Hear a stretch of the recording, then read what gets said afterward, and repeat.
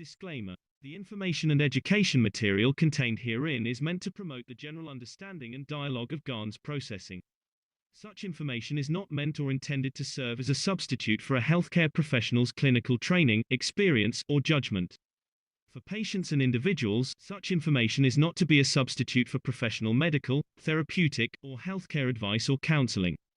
For medical issues or concerns, including decisions about medications and other treatments, readers, viewers, listeners should always consult their physician or, in serious cases, seek immediate assistance from emergency personnel. Prescription information, procedures, and use of medical devices information should be undertaken only by properly trained and certified medical personnel. We specifically disclaim any warranties, express or implied, including implied warranties of merchantability or fitness for a particular purpose. Such information is provided, as is, and is believed to be accurate at the time of its publishing, but it is the viewer's job to evaluate the accuracy of any information found in this presentation.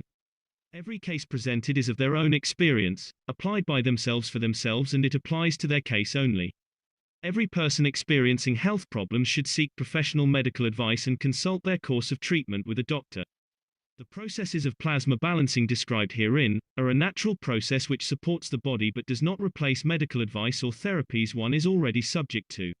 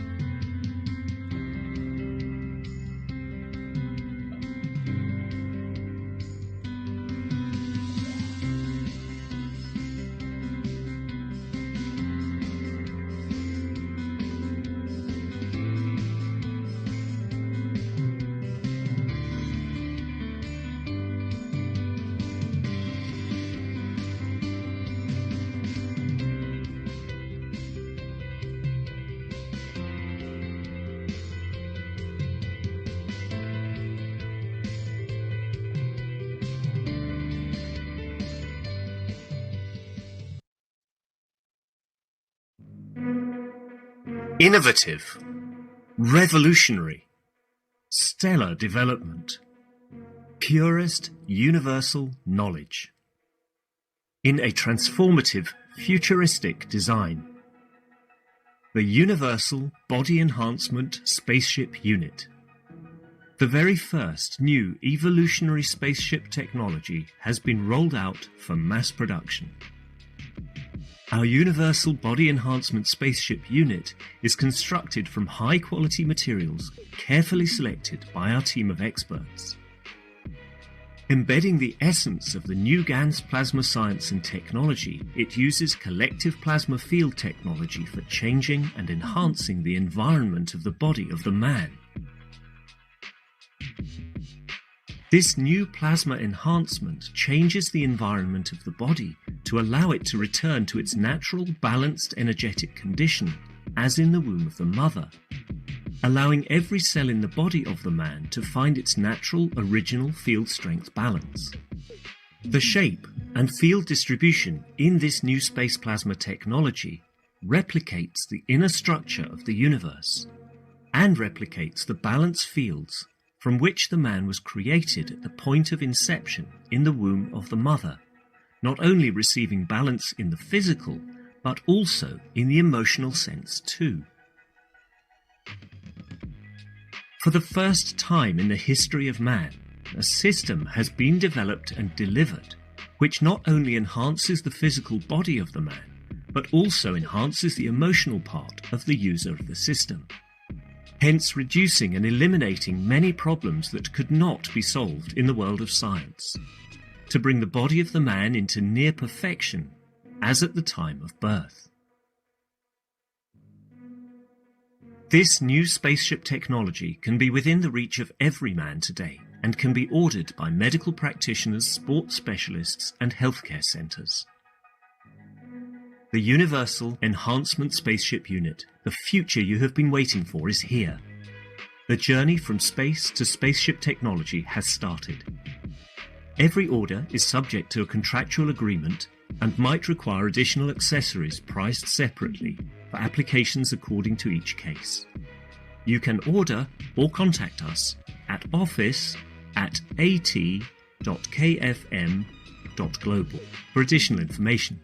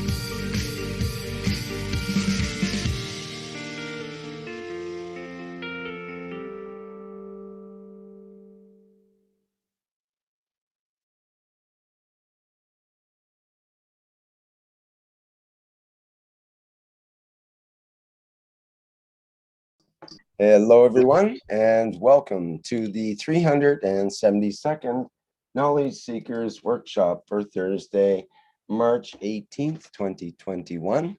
This is a broadcast of the Keshe Foundation Spaceship Institute Education Department and part of the public teachings in English. My name is Rick Crammond. I'll be a host today. And we're going to have a little special surprise for Mr. Keshe. He doesn't know about this yet, but we have a video that was created by the knowledge seekers of Brazil who are expressing their gratitude to Mr. Keshe on this occasion of the start of the Iranian New Year. And so this is for you, Mr. Keshe. Obrigado, Sr. Keshe. Obrigada, Sr. Keshe. Gratidão, Sr. Keshe. Sr. Keshe, muito obrigado. Muito agradecida. Profunda gratidão, Mr. Keshe. Obrigada, Sr. Keshe. Muito obrigado, Sr. Keshe. Muito obrigado por todo o conhecimento, Mr. Keshe. Obrigada, Mr. Keshe. Mr. Keshe, obrigado. Gratidão, Mr. Keshe. Obrigada, Sr. Keshe. Gratidão, Sr. Keshe. Obrigado, Sr. Keshe. Obrigado, Sr. Keshe. Muito obrigada, Mr. Keshe. Querido Mr. Keshe, viemos aqui hoje para prestar esta singela homenagem a você, um ser que entrou em nossas vidas como um raio de sol e aqueceu nosso corpo e nossa alma. Não será possível descrever em poucas palavras o sentimento, o amor e o carinho que sentimos por você, mas queremos que saiba que mesmo que muitos de nós não consigam entender totalmente a tecnologia, entender totalmente os ensinamentos, já valeu a pena. Porque o que você nos trouxe já fez uma grande transformação em nossas vidas. Você veio de tão longe e quis estar Mr. Keshe. Você não desistiu da humanidade. Você tentou outra vez. E essa talvez seja a última chance que nós tenhamos de fazer a mudança, de fazer acontecer. Como podemos agradecer alguém que, com todo amor, tem trazido palavras, construído frases e desenhado cada traço para que nós entendêssemos? Você vê a beleza dos seus ensinamentos através do nosso entendimento e das nossas perguntas.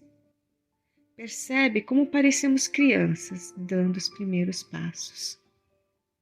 Cada resposta, uma compreensão. E a cada dia, um novo despertar. Algumas vezes nos tem mostrado diversos caminhos para chegar ao mesmo destino. Espera com paciência o nosso tempo, nos dá confiança, entrega o que de mais precioso você tem, na esperança de nos fazer enxergar a força, os campos, a beleza, o posicionamento, o conhecimento do que sempre esteve aí. Seu papel é ser o Pai. Até que nós nos levantemos e aprendamos a andar por conta própria. Desta vez não é só andar por aí, é andar pelos caminhos mais belos. É andar pelos caminhos do universo. É ver a nossa beleza, a beleza de nossos irmãos, da nossa família, e para compreender o amor do ensinar. Para aprender a compartilhar e alimentar a liberdade. Para que talvez nos tornemos um dia como você, um mestre. Mestre da criação, mestre do amor, mestre do entendimento, mestre da humildade. Humildade de entregar para receber, que ensina a aprender compartilhando e que ensina a ensinar escutando. Que a cada dia traz um presentear. Espero que um dia possamos entender os segredos que veio nos dar, porque sentimos que sua alegria é ser mestre, mestre do nosso despertar. Obrigado, nosso amado Mr. Keshe.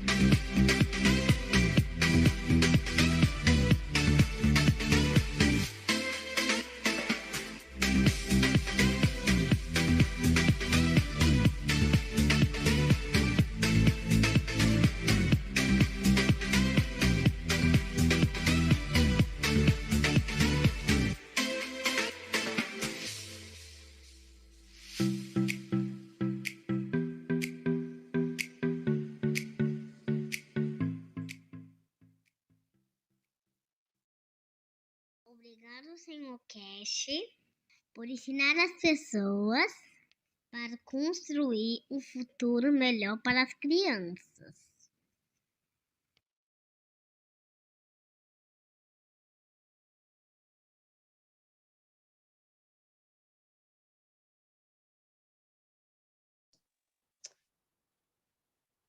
Okay, over to you, Mr. Keshe. Thank you very much. That was a beautiful surprise. I know other people were aware of it, but I would like to thank the Brazilian and the rest of the Keshe Foundation family for the success of the Keshe Foundation. As I said many times, it's a community of humanity who's come together and in so many pays for itself. It's nice to see even the children of the future will be touched by what we do and what the course we have taken to change. In the past week, we have tried to now share the knowledge, trying to structure that the knowledge can be shared by all of us on what the man believes through the vision of the man. The voice has a different meaning, but the vision brings confirmation of the truth as man has come to believe. And by starting and establishing the Keshe Foundation TV in next 48 hours, more or less, from now, will allow us to be able to share more. It's a road, as I said before, that we never walked, but it's a path that we set for our future generations. We are lucky enough to be able to do this. We are more lucky to be able to share it this way. The Keshe television, which will come up to its birth, itself will be a learning curve for many of us. I was looking at this video and I saw the board with the magnets on it the first time we were trying to explain the knowledge. And coincidentally, this board was in my hand less than 48 hours ago. And nearly 12, 15 years down the road, it has the same meaning because it brings the basic knowledge. And how we go with it, and how we develop the Keshe Foundation television is like that board. It's always there. It has the same meaning, depends who looks at what magnet sitting where and what fields we look at. And I'm sure it'll be a fantastic time for all of us, different groups of the Keshe Foundation, which are processing, developing, and making the programs to see the beginning. We have already seen a lot of work done by Neil and the teams. He's taken literally like children under his wing and teaching them step by step and bring them into position to be able to deliver something unique. People who never been producers, they have to produce. People who never been presenters, they have to present. And many of us will build on this. As you will see, the first nation to move with us to allow the technology to be recorded in public television, national television studios, is the Iranian television channel that they have facilitated in a very small way, but they wanted to be part of it. And it looks a very small occasion because they didn't know what to do with it, but in the coming time you will see how it will develop. We'll see the same thing with the Italians and the same with the Brazil. And I'm sure many of us will learn from each other. Don't be upset or set back that the Italians have all the facilities or the others have. Gradually, we will establish these things in the next few weeks and months. And we set up the television channels in every nation that we report about what we do and how we see it. Our target is very simple, is to share knowledge and bring the knowledge through peace and application of it to bring a peaceful condition. Don't try to overdo and never think that you have underdone, because this is what we can do. We've done our best, and this is how this television channel will build up with others, and many people will follow. We will get blamed for one light being there or a cup being somewhere else, because that way they confirm their existence. By fault, they see in their presentation of others, but not themselves being able to present. It's not going to be a smooth launch. It's a very beautifully done, step by step. We build it up. We see it to be in its peak working condition, maybe in 3 months' time. We need to learn as much as the others need to learn. And with a lot of thanks to Keshe Foundation in Austria, the Keshe Foundation as a company was signed yesterday. Now it's going through the process of it. So now KF TV is a subsidiary of the mother parent company of the Keshe Foundation Austria. And then it allows us in the next 2 or 3 weeks to be able to go further and to start giving you press cards and everything else, that it gives you a new dimension. And then we build up to the next step.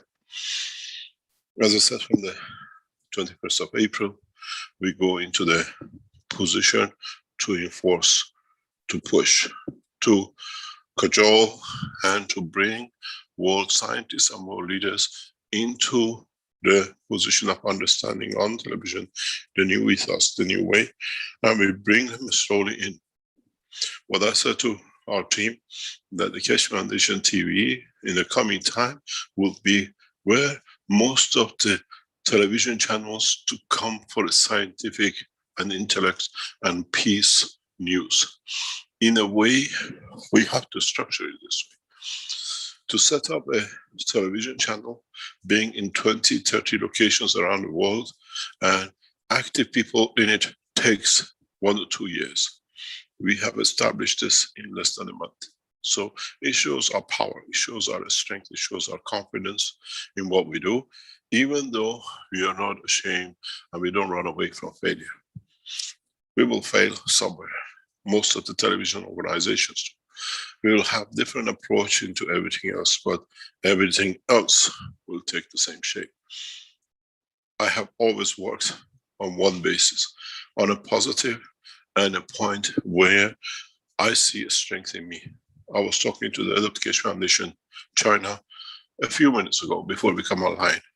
And she's on the way. We're signing up a major contract with the Chinese local authorities for one of the biggest factories. Keshe Foundation has committed itself over 2 years of negotiation with them. She's going to sign it. And I explained to her, look at your strength in what you have achieved in 2 years in China, setting up the factories, completing the enhancement unit, all the other things which is taking shape over 2 years.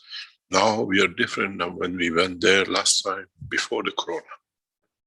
And I always encourage people to look at the positive side, what you have achieved. Don't look at the failures, because we all fail. A man who hasn't failed and says, I've never failed, is an arrogant man. I always said in my business life, I failed more than I succeeded. I learned from my failing, and my successes were so big that it covered my failures. Some of us don't get that chance. But in a way, we have failed many times.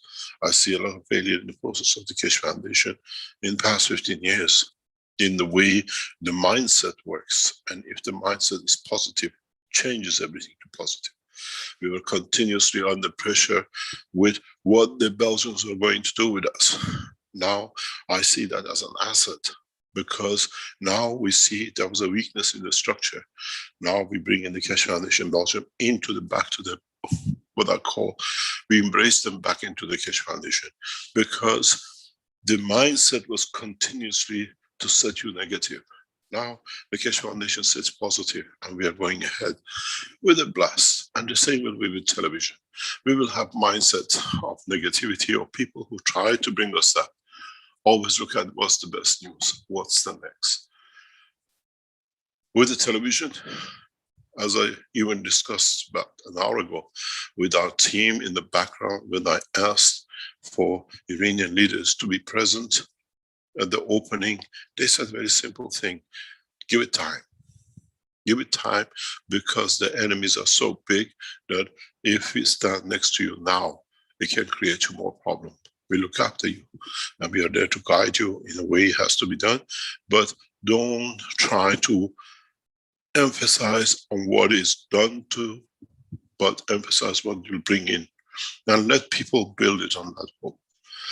In so many ways, as we give advice, we receive advice, and it's the same for all of us. Try to make the Keshe Foundation television channel a place where people come to hear the good news, where there is only good news about science and technology and the future of man comes. We don't have what I call a television where people come in live every week and participate in it to hear good news. Humanity has got used to bad news. That's why we have the news. The Keshe Foundation news has to be bright in what has been achieved, in what has been the next step. Never report a conflict, because we have ended with conflict. You see what's the successes. How can we go in the war zones of the past and make a success out of it? It's very seldom you see these things. We can go into lands where there were all sorts of problems with wars and use the opportunity and show the positiveness we can bring with the new technology. Yesterday, in communication with the heads of NASA, I explained to them in a very simple way. I said, we welcome you to Arizona. Let's work together. Let's see the next step in the future, because we have that opportunity. When we see John working so hard to set it up, yesterday communication with NASA was so sweet. I was explaining to one of the knowledge seekers who was near me, talking to NASA brings us in a position that what's the next step? We don't deal with the low-ranking officers in the organization. We're talking to people who decide the next mission, and they head groups, large groups, thousands of people. And when I transferred some videos about the enhancement unit, that we don't need any food and things, they shook their head, said, we were aware of it, you're working on this, so this way we are watching it, but what you're doing, it changes everything for NASA. They're watching it, but they don't have access to it. They don't understand it. And I invited the NASA leaders to join us. Don't come to Iran if you're afraid, because the hand of peace is out.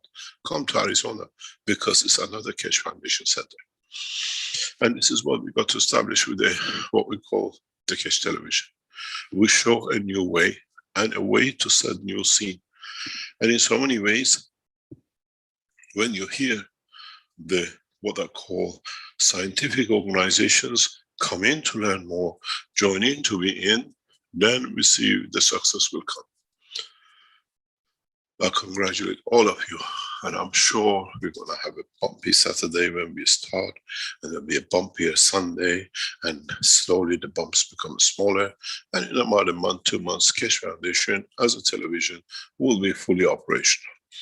Instead of doing trial and test in the background for a year or two and not knowing when it'll be, we test and trial in what I call live structure.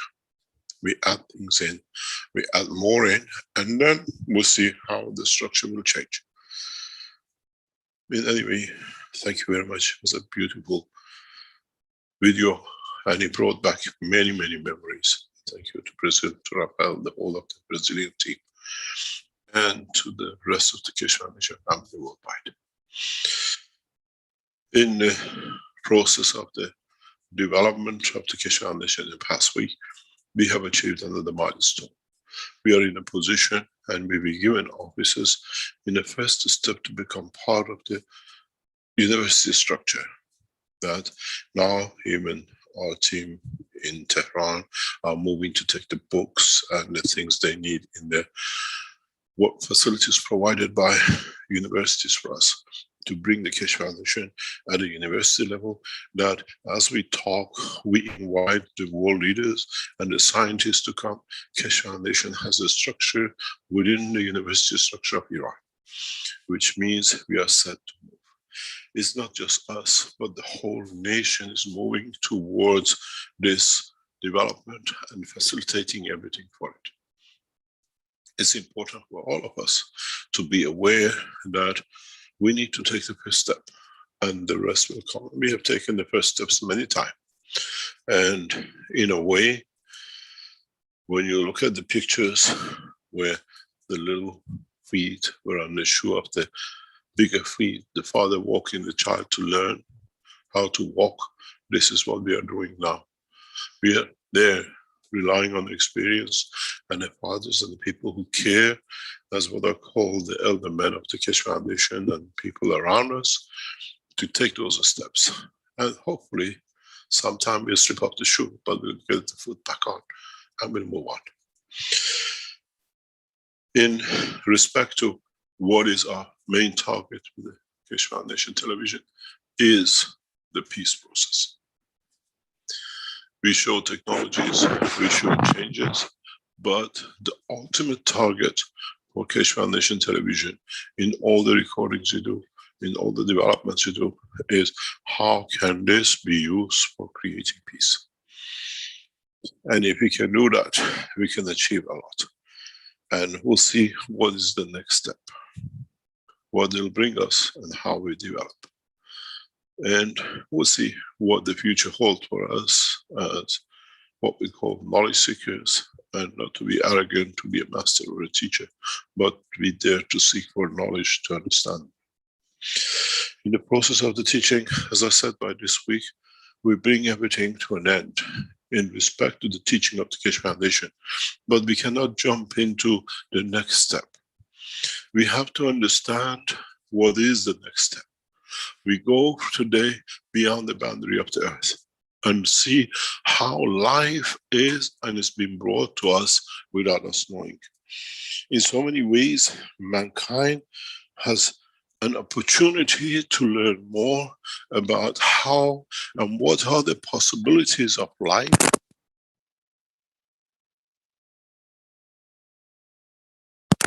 Of the knowledge or being in the dimension of life. In so many ways, we have to come to one understanding. In so many ways, we are strangers to our own world. Many of us, we hear about asteroids and meteorites and everything else. How do these come about? How do they get to us? How and what information and life do they carry within? Some of this, what is stone to you or me, is a home to colonies of life.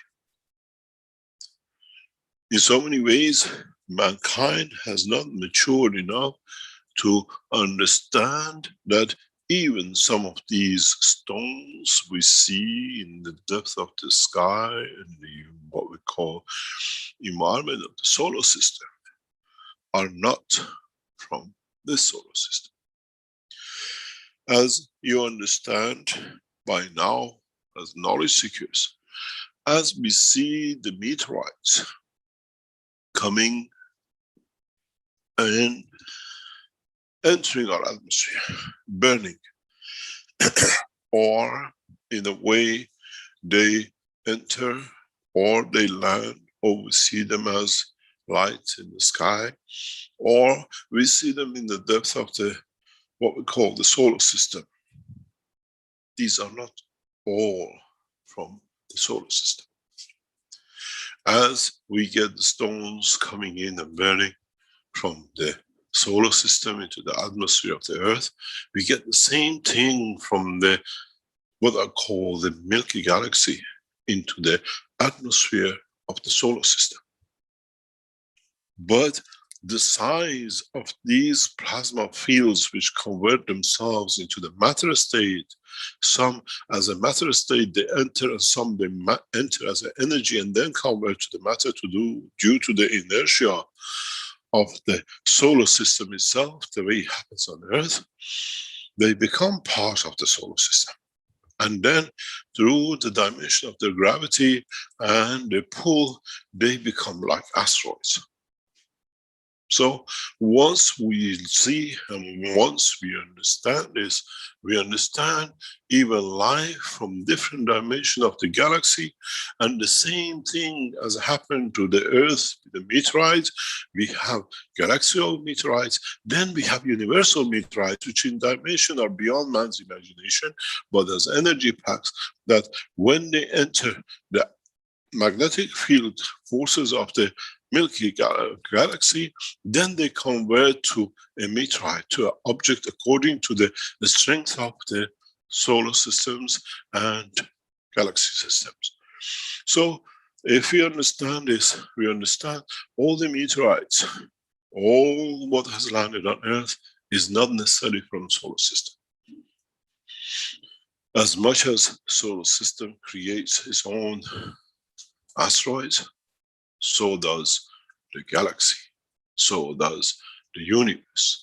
And so if mankind become wise to this, will understand we already have received many of these which have come through the universe, which managed to pass through the galaxial fields, and Earth and our solar system being on the edge of the present galaxy, more or less, on the boundaries, receives most of and some of. So for the scientists of the future, especially Keshe Foundation scientists, is not to analyze the stones or the objects as we see into what they are. Learn the new technology which you have learned through the GANs and plasma technology, and cultivate these to see how life created in them and is within them, which has entered the life of man. Maybe at the salt content of our atmosphere, there is no life in this. But if you understand now that it needs an active condition to bring the existence and conformation of life, in the coming time, many of the universities who work in the what we call understanding of life in the space will see and find and mature life in these stones. Because it's not there, because we haven't provided the right condition. Now that we understand that life has to come and way the life is created, meteorites and asteroids are many of them containing life in what we call as aliens, as those we do not know. Some of these meteorites originally were part of, or they are what you call a UFO, which has lost control with life within it. And in the energy transfer has changed to the matter state of the what we call asteroids as an object in our galaxy and in our solar system and on our planet. Mankind has got to learn that this will happen to us in the depth of space. We will lose many of our spaceships entering in the wrong field without knowing and converting into its condition, into the position of the fields of the environment they enter. So, as especially now we enter the cycle of life, we have to see, even within the stones, within these structures that we see on Earth, and now we become passengers of the universe, we find asteroids traveling in the solar system or in the galaxy, to understand what life they carry within them. What life was created in them when they were part of. In the universal community, we see many of these, many spaceships which get lost in the process of transportation or travel, and then we find a lump somewhere, and then we can say this is there. But because the energy of the life in them is a magnetic field structure, we can revive the life. Which means one day, when the knowledge of mankind reaches that point of maturity, if you put this stone in the incubator of the fields of the universe, it might give you who are the passengers. In so many ways, mankind has to learn the truth, which has been hidden from him through the lack of understanding of the reality of life in the universe. Why do we see a tail on some of the meteorites? Why do we see tail on some of the asteroids? Because of, they say, is due to the entering and interaction with the fields of the sun. They interact with the fields of their environment. And that itself gives us a lot of indication which one of them carries life. Which one of them is part of. The question to ask mankind is, we spoke years ago about the shoe crab, or crab shoe, whatever you call it. And I explained the life existence. Did it enter as an energy pack in one of these asteroids, then becoming meteorites, and then finding the right environment on Earth gave life to the soul of it, and in that position, in freeing it, it took the shape that it can confirm its existence on this planet. This is why mankind needs to explore the new science. Mankind needs to understand more. Now that we switch from past years of teaching about the matter state and field, now we have to understand, as we go into the interaction of the fields, the essence of the creation of life, how we have even been lacking the knowledge to see and to know the stones we put for people to see is another fields of life. Is another life in essence within it, but we have not managed to be able to understand, to create the environment for it to manifest itself. Then it comes to the reality of how do we realize this? How do we create life out of the stones we create in, and we keep in museums? And then what knowledge these passages of the universe carry for us? And how do we decipher every picture? To you is a boil, to you is a crack, but what does that crack and boil carry for us? Why do we see these shapes? I had the pleasure about a year and a half, 2 years ago, to go to an environment and a shop which was just selling meteorites. Nothing else. The shop was everything, boxes opening, this has come from there, so much for it, so much they want for it. And I was with Wang Min in Beijing. And as we held the stones in our hand and I looked at it, in the back of my mind I said, how can I tell people I'm holding life? I'm holding an existence, and we put it in boxes and we put it in museums, and not understanding that the way we make a difference between the animal life and the plants, and we become vegetarian and we don't eat meat, how can we become more intelligent than to understand within these structures there is life? It's for us as a human race to understand these first before we go into the next step of understanding the maturity of time in the space travel. As we cannot see, we cannot create, we cannot understand the totality. Every hole, every grain, every position of the space in these stones, to me as a man of space, has a meaning. It's life, it's existence. Does not matter how you pick it. They do not come, most of them, from the splash of the suns and the stars hitting each other and planetary system crashing together. That was a fantastic fairy tale we have accepted up to now. But the truth is different. The truth is, we are interacting and live on this planet. All for us in other places and positions in universe, environments created, we shall become the stone. The way they have become us. But within it, we see it goes back to the reality for those who couldn't understand at the beginning, that it says even stone has a soul, because that stone carries many souls. To you, you looked at the atoms and protons have a soul. To me, as a man of space, every meteorite is a colony of life. And this is what, in the coming time, we have to understand and explore. We are jumping into the space travel, but we have no knowledge of the space.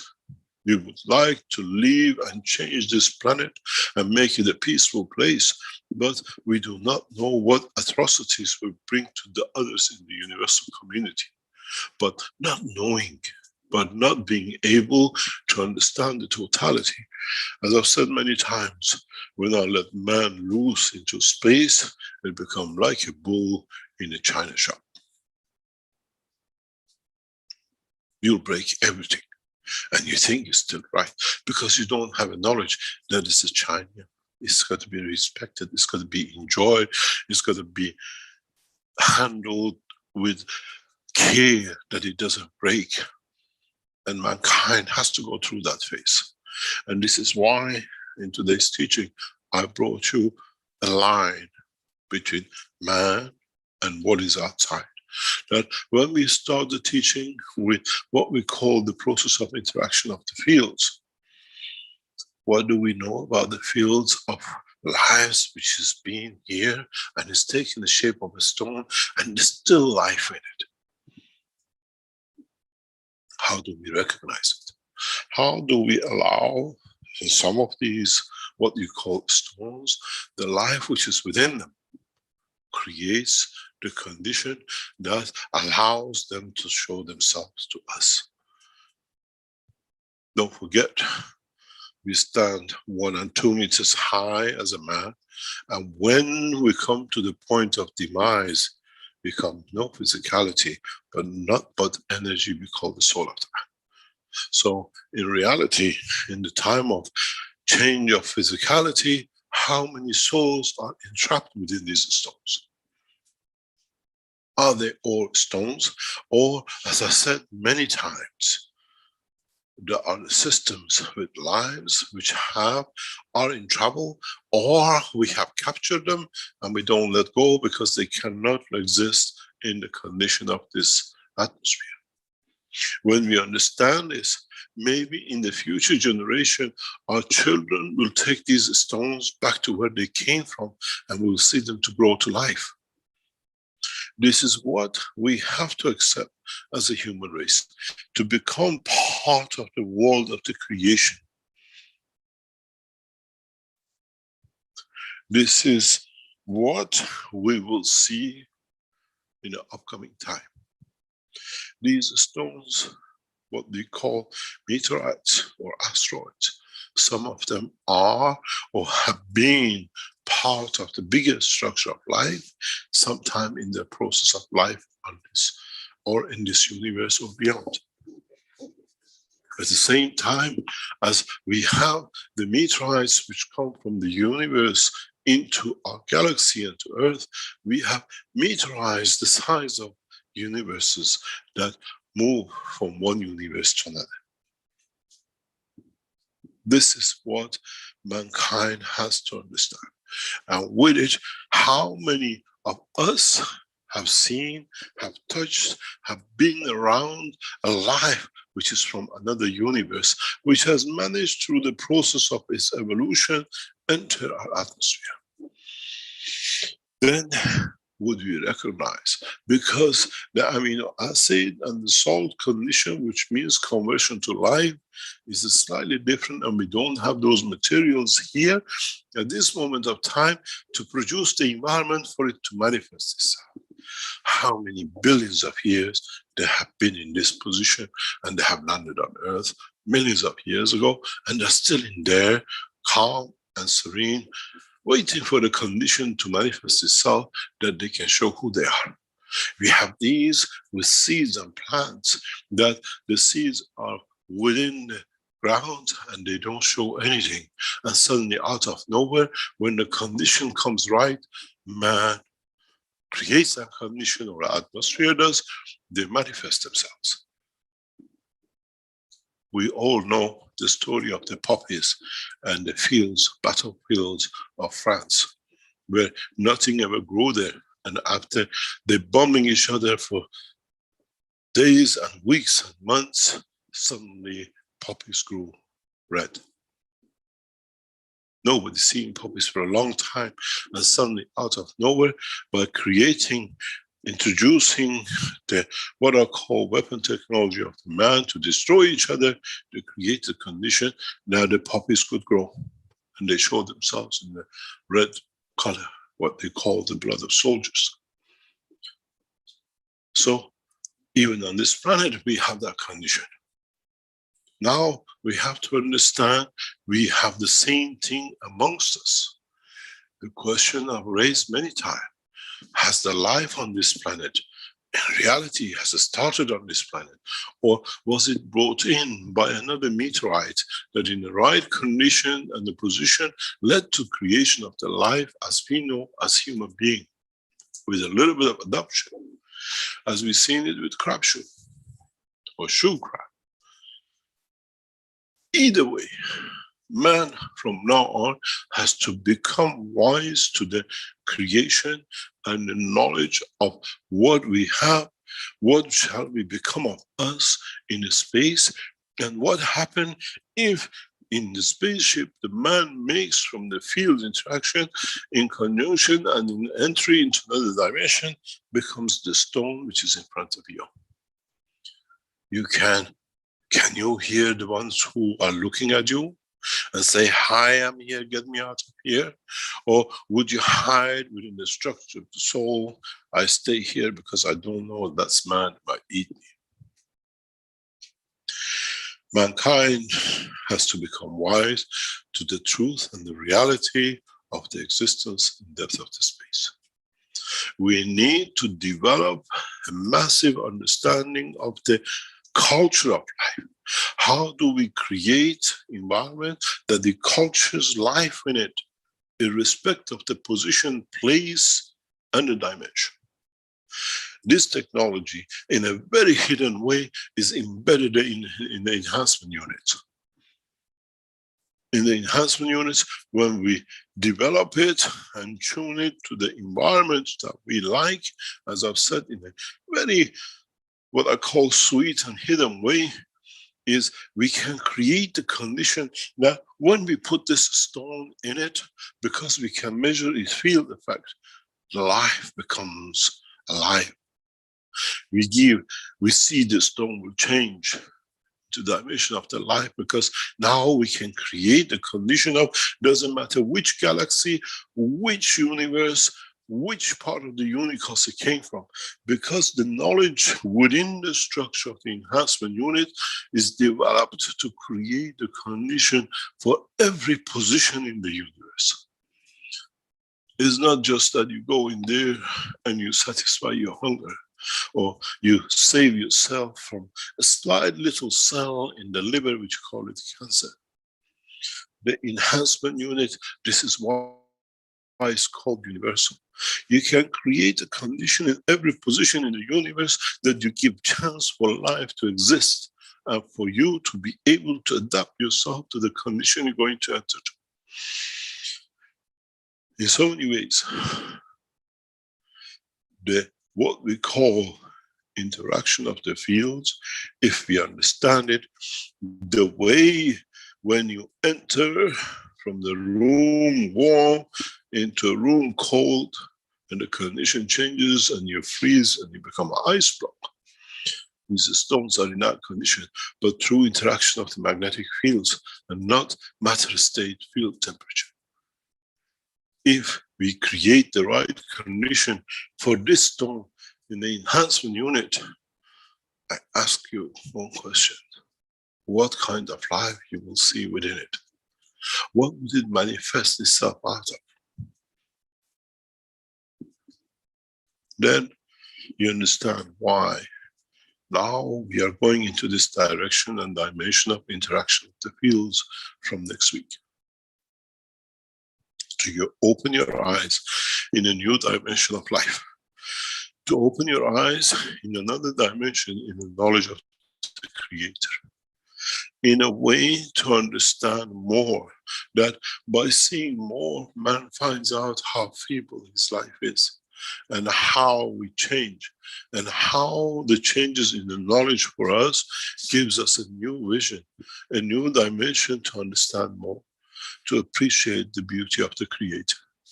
Then you understand a step further that how little we know of the totality of the knowledge. If I would approach you these stones, these pictures, oh, would have said, oh, this is this, it came, could be a planet hit it, or a meteorite hit it, and the dust went up, and it went into the galaxy, and this is all nonsense. You try in the wrong way to throw a meteorite when it hits the earth and creates a dust, and throw a stone back into the solar system. The way you get burned coming in, you get burned going out. Very, very seldom.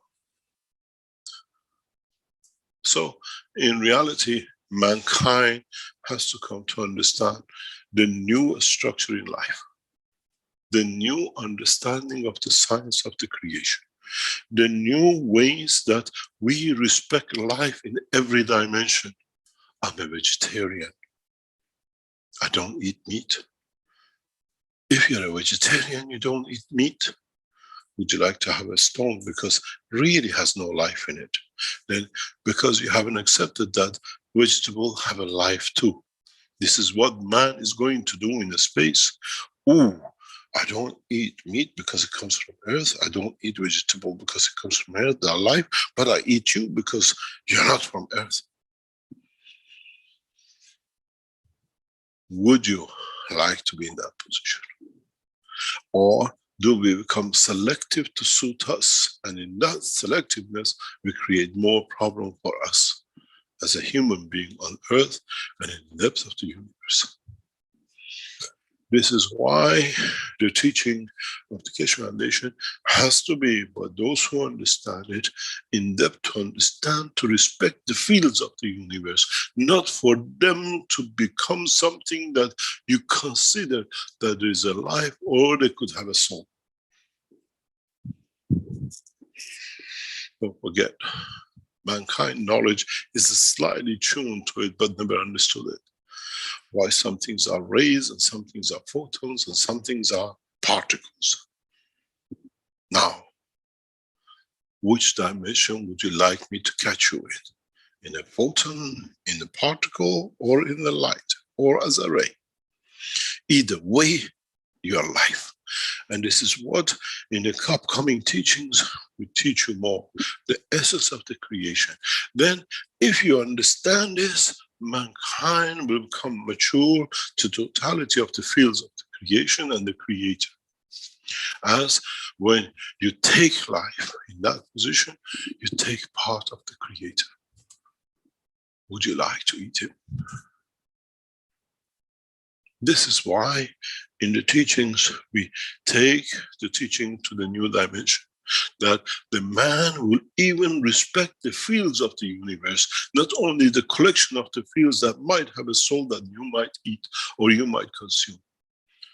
And even when you take the fields from the universe, you respect it, that what I give, I take equal. Then I become a transition point as the food is to the man today. But we go respecting a higher order, understanding the totality, not taking away because it passes that we need, but somebody else might need it more than us. We can always take when it comes. This is the step which I try to take you in the next stages of the teaching of the Keshe Foundation. Respecting the fields of the Creator, not the objects and the matters and the lives that because they are collected, I respect. If you reach to that point of maturity, to understand the interaction of the fields and respect it the way you respect your own life, then you become mature to become closer to the light of the Creator.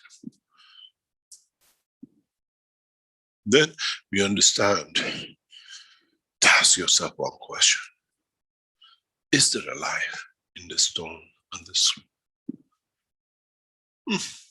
I say 99.99999% yes. Because as a man of experience, traveler of the universe, I can even tell you where this stone has come from, who these people are, how they live, how they interact. To you, 1,000,000 years is a long time. For these people, 1,000,000 years is not even one day of life in their cycle. Then we understand how little we know. Then we understand what we have to respect.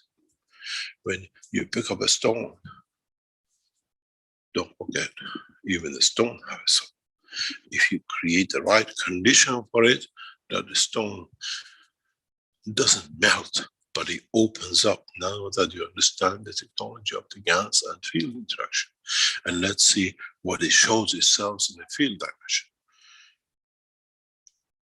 Yesterday in the lab, I asked our knowledge seekers to do this in a different way with another element.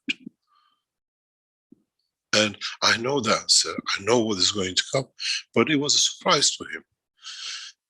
What and how, but up to now I could not teach because mankind was not ready for it. But gradually we're becoming ready for understanding the totality of the creation. Now we can go to the next step. How do we mutate? How do we allow life through the fields of existence to come into operation? The point for us has to be one thing. How did the fields come together to create this stone and within it hold life? And how those lives have chosen to be in that position, what they're learning in through the experience of their lives. A very simple understanding will give you a lot of clues how much life is this within the stone. You see the color of green. You see different shades. How much of it is earthly made and how much of it is within the stone. What feels from inside comes that is seen outside the screen. What is the interface between the fields? Why only we see the green on it? What condition that green creates for inhabitants of the stone to receive energy at the level they like?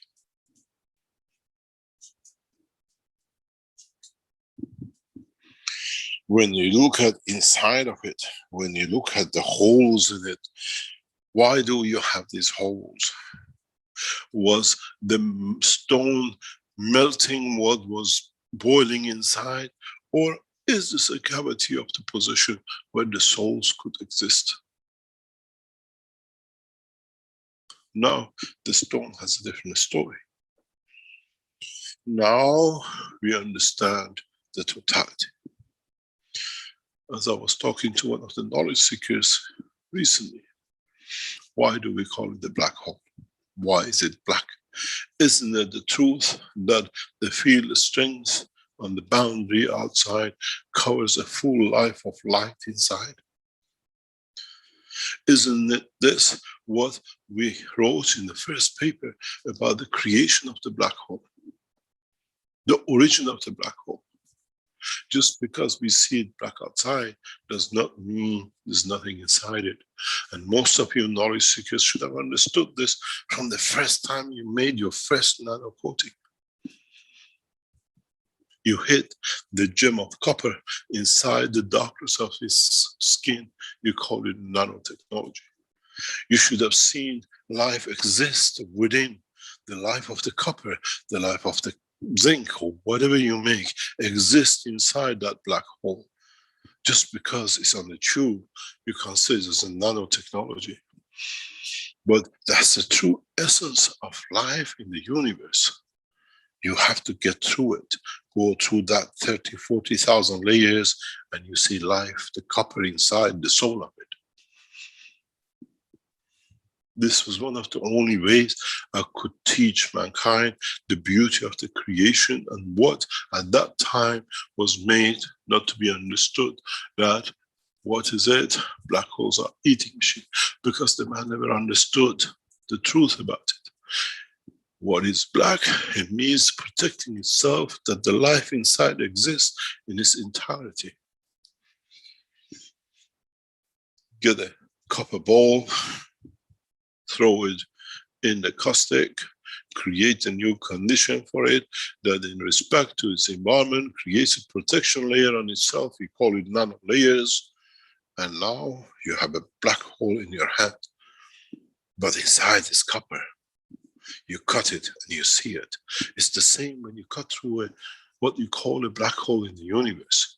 There is a life of dimensions of a higher strength that in reducing its strength, it becomes in interaction, makes layers and layers of shields, the way the Earth's atmosphere does. Now we understand the truth about the black hole. And now we can understand, if we understand the field interaction of the universe in coming times in teaching, how we can move through these barriers into the center and see the copper.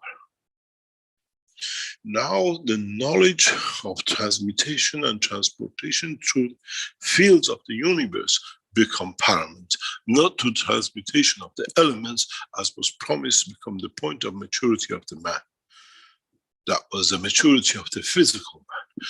The man who understands the process of the creation through his soul moves to the dimension of interaction of the fields of the universe, not through the dimension of interaction and conversion through mutation of the matter state. The totality of the knowledge has to be understood from now on as we enter the next phase of the teaching and understanding. This is why I said I resigned and stepped down instead of the Keshe Foundation, because to teach the new knowledge takes a lot of time and effort. To teach a handful of men who understand this, they go through the transition, and over time will teach the others for man to mature, to become part of the universal community. When I leave the Keshe Foundation, I leave the state of the matter condition as man is involved so much with, because I have matured man to that process that he can gradually enter the dimension of the interaction of the fields of the universe. Those who do not understand it, through their lack of understanding of the knowledge, say, escaping for this and that. We don't escape. We open new doors for the scientific world to open new ways for humanity into the span of the universe. If I wish gold, I can create billions of it, but it has no value 500 meters above this earth. Nobody wants it. It's a piece of dirt. But to man has a lot of value. And in so many ways, we can create whatever we wish through the fields of the emotion of the man and creation of the field of time, what we call tangibility. In so many ways, mankind has to understand he's never been so kind to himself. And in that process, mankind has come to misunderstand the process of the creation through its dimension of physicality. In the coming times of teaching, we'll show you, we teach you that you understand which fields has come directly from the field's interaction of the Creator and has not touched anything. This is not impossible. It's a lot of these rays, which in essence, one end is the man and the other end is the Creator. The way you call it neutrinos, they travel from the strength of the field of the creator, and there is no strength in the dimension of unicos to slow them down, for them to interact, because they still have come from the inner sanctum of the creator. Now you understand.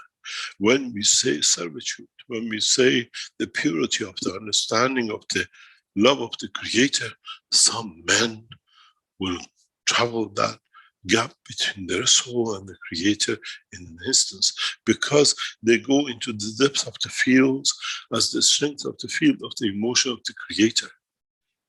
Always said, birds with birds, wolves with wolves. If you're a bird who's free and detached and you match into it, you'll find your match, you'll find your lover, the creator. Now maybe mankind understands how some will reach the level of understanding of the creator in the original essence of his own fields from the point of inception of the creation itself. Now that you are knowledgeable, you understand how sweet and how the reality changes, because now you have been enlightened. You've been enlightened by understanding of the totality. When I told you, some of you might jump that in the last teaching in one go directly to the creator. Now you understand how. You wish your emotion, if it touches that point that makes you to get ILS or MS, to wish to die, and the body organize it, and it'll happen. The same wish, the same purity, if you wish and the wish is pure, you'll join and you'll match to the fields of the life direct to the creator. Maturity of the man does not need PhDs, an engineer and a doctor or a professor. A little farmer, a little shepherd on the top of the mountain, in sincerity, in trying to help a sheep not to die or take his pain, can reach the point of purity to reach the creator's field of emotion, of love and care. And then the transportation and transmutation is an instant. The maturity of seeing the light of the creator is the reality of understanding and enlightenment through the fields of the creation. Mankind now looks for gold to become rich. By the time I teach and you understand the totality, human race will search the universe, the whole of the universe, to find that light which indicates is the light from the creator. The hunger to possess will change from gold to the rays, to golden rays from the essence of the origin of the creator. Then you understand which one do you value more, which something has no meaning, or becoming part of the creator to become the creator itself. Maturity of time, creation of new life, understanding the totality in the new dimension of the both physical and fields, what we call the soul and physicality, is about to start. Then mankind becomes more rich. Then mankind becomes detached from this planet. Then mankind becomes to respect the totality of the creation. In so many ways, gradually, step by step, over past 8 years, I took you from matter state into the energy, and now from the energy of the plasma and the GANs into the fields of it. And this is what the past few months I keep on telling you, let the physicality go, look at the fields of the GANs, and then see if you can create that field that you can join in the center of the GANs. You become part of it. And then through it, you will see the outside. And if you learn this process, going through your soul to match the fields of your environment, then one day, one of the souls will find that golden light, that passage of fields to the origin of the essence of the creation, that universal unicos neutrinos, that the origin is connected to the creator. Don't forget, when you reach a point, then you convert and you go back to. It's the condition of the emotion which decides where that point of return comes. The water on the surface of the planet evaporates and at a certain point become a cloud and rains down back to the water in the ocean. If you mature enough, at one point you catch that temperature of the field, the strength of the creator, that becomes your passage back to the creator. Otherwise, you're in the swing away from and hoping that you will catch that field that you might turn into the creator. It takes 1 second to fall in love. It takes 1 millisecond to reach the creator. That, if men understand the meaning of, because you travel back at a higher strength with a more powerful love of the creator to welcome you back within what he gave back to himself, that he can create more. Now you understand again what the teaching, when we say the origin of creation, the origin of the fields will start from 21st. Many of you were waiting to see what will happen. A creature will happen. A thing will go on, and something will be. You're looking again for that Betty. You're still looking for confirmation of physicality. We look for the maturity of the man through the soul in the dimension of understanding the creation and the creator. Maybe now you understand what we celebrate from 21st of March. Not only the spring in a physical matter of the northern hemisphere, new life will start, trees will grow, plants will grow, birds will have children. Now we take man through the process of the cycle of birth in the dimension of the nearness to the creator. This is where the next level of teaching comes. Many of you will not understand, but you hang on that I hope one day understand. But understand that in the teachings to come, you have to understand the meaning through your soul.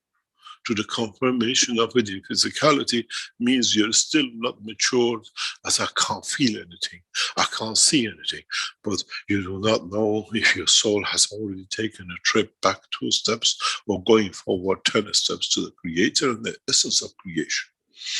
This is where the new teachings will come into operation, that you can adjust and understand the position of your physical life and the dimension of the creation within center of you, where you stand in the presence of your soul, in the dimension of its life, in this path to its creator, or within the environment of its creation.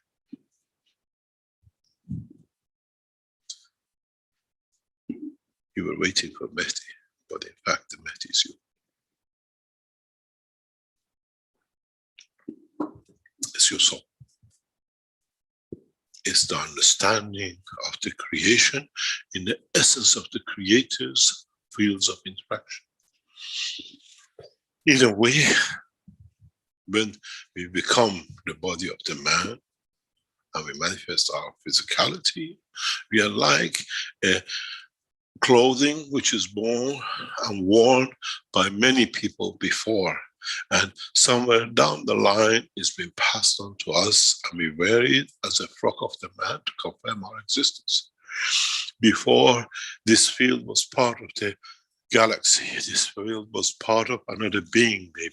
This field maybe was part of the interaction of something else, and as a hand-down energy fields has become the body of the man of today, which we are. Which one of you would like to wear first-hand, untouched, brand new clothing of the fields of the creator? And this is where the teachings will go.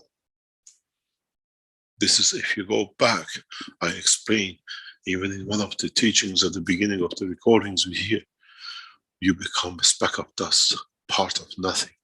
Or you become the fields and rays of the creator. Maybe some of the original teaching now has a different meaning if you listen to it for the next time. This is where from 21st of March, from this Sunday, we take steps towards.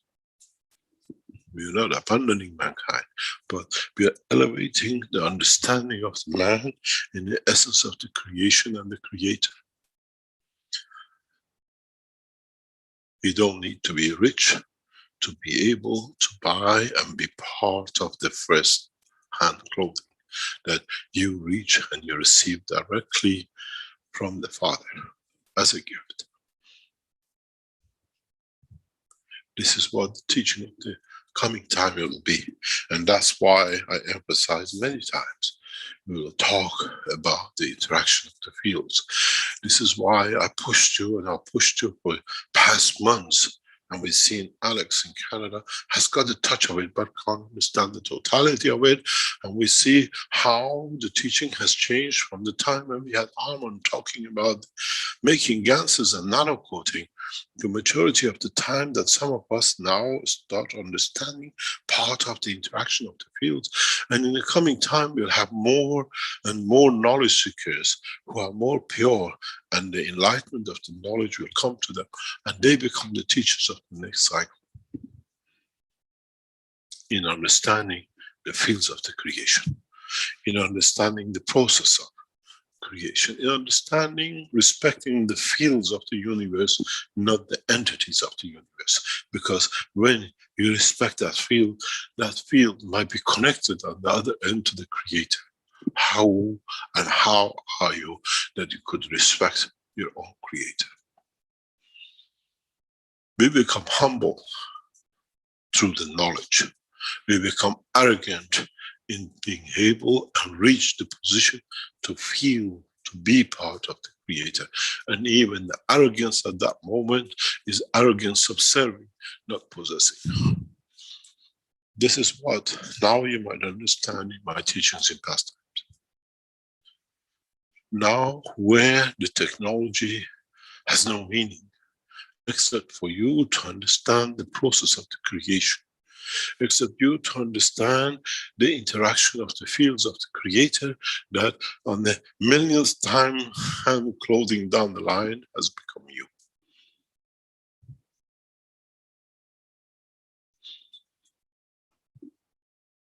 Through your soul, through interaction of the soul of your physicality, if you become pure and mature enough, you might touch the fields of the rays of the neutral of the creator, that it might show you the path back to his creation.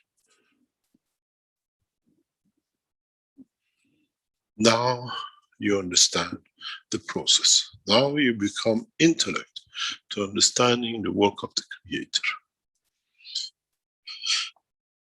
In so many ways, mankind has no choice now that we have opened the doors of heaven of the knowledge to humanity. Some of you will understand it through the dimension of physicality, and some of you, through understanding through your soul, will take a new dimension and direction in the physical life.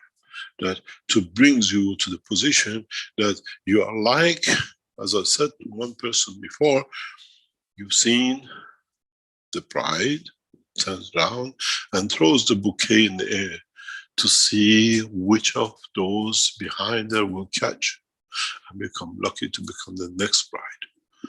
This is the same. That bouquet is the flower. It's the beauty from the rays of the creator. Which one will catch it? Is it by intention that we catch, or by deception?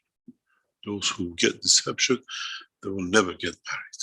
Those who, purity of heart, want to get married, will catch the bouquet, and in seeing its beauty, they fall in love, create condition in their souls that knowing they have that bouquet in their hand, they'll get to the lover. They'll find the lover that leads them to be married, to be consoled, and in a way be given the pleasure of reaching the totality. But I wonder how many of you will catch the bouquets which has been thrown by the Creator, that you find a path to join him, to be like him, a lover and a giver.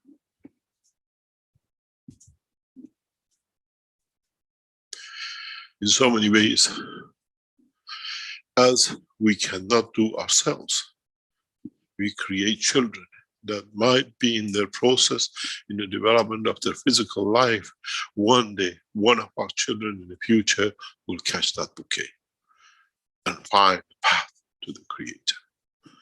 And this is in fact the essence of the creation of the man and life in the universe. We create so much so that one of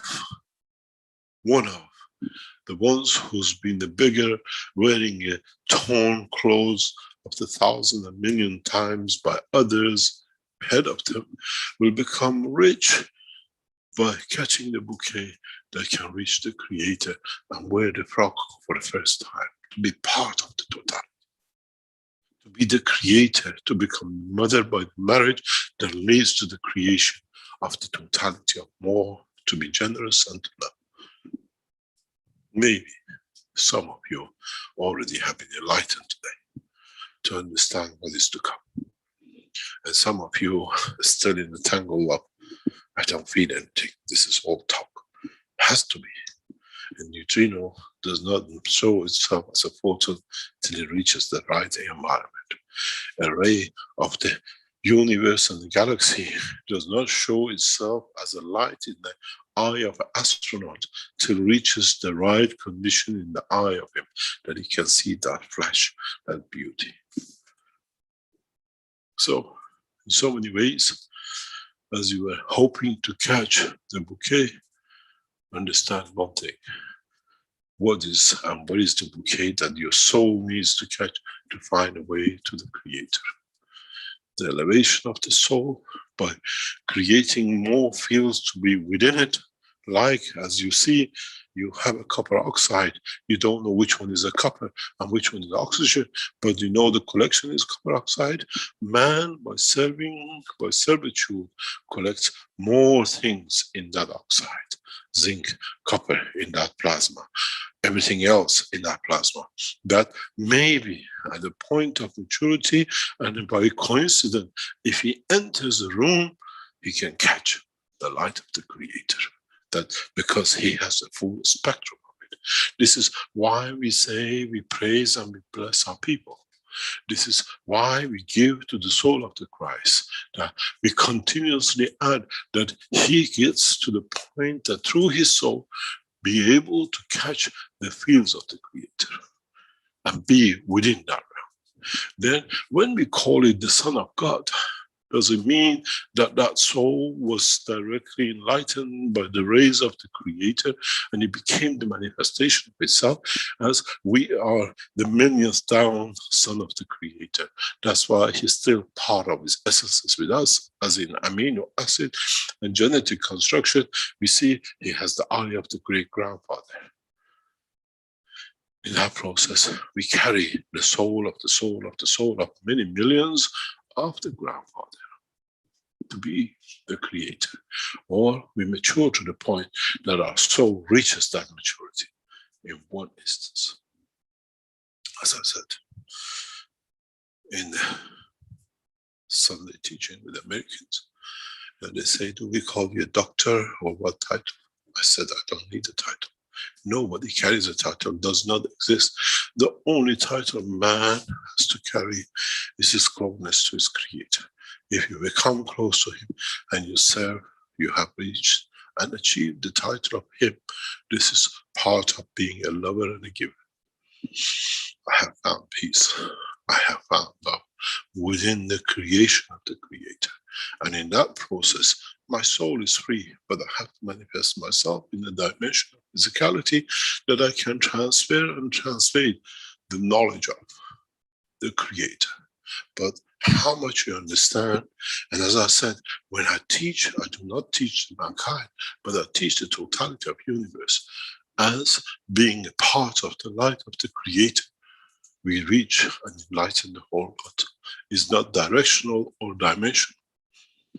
In a way, when you throw a fireball into the air, everyone can see the light of it. It's not exclusively to the one who has thrown it. In a way, that's what we are. As part of the universal messengers, what we do, we enlighten the whole of the environment, not just for the man who threw it or came from us. Then you understand the totality of the creation in the dimension of the Creator. If you feel what I feel as I walk to teach you, I feel no physicality, as the physicality is the dimension of non-existence. It's the knowledge of the Creator which runs within me and which becomes the knowledge to you. In a way, physicality has no meaning, as I take him into the realm of the creation and the Creator to share knowledge and assess how many of you at the same time, by your souls across this planet and beyond, have become receptive to understand that it's time for me to take the next step. I have matured to understand the position, time, and the place. We have a beautiful saying Farsi, says, it means if you don't want to stand out, become part of the crowd. And this is what we do. But within the crowd, we heard the crowd which way to go, till they reach the destiny, till they reach to the point of understanding. In so many ways, we had the birthday of Mitra past few weeks. And now we understand the birth of the soul of the man in the dimension of the realm of the creation from 21st of March. Beginning of a new life. Beginning of the structure where the soul of physicality and soul of the man will spark with one soul. And then does that soul need to take the shape of physicality to conform to humanity, or become the soul of the guidance of the man, to take mankind and those others to the point to all see and reach and hold that bouquet which comes from the rays of the Creator. And that process will begin. Many of you, or those of you who are looking for physicality and all sorts of escape routes, you can still choose. Those of you who made a lot of assumptions, you can still assume, because you're still entangled in the dimension of physicality. One thing will be for sure, as I said many times, touch me. And if I feel, you feel the physicality. But if I feel you touch the fields of the creation, you will see nothing but the enlightenment within you. You will touch the physicality of the soul, not the physicality of the man. And as long as you find pleasure in physicality of the man, you have not achieved the maturity of the soul of the man to create that position for the creation of the soul.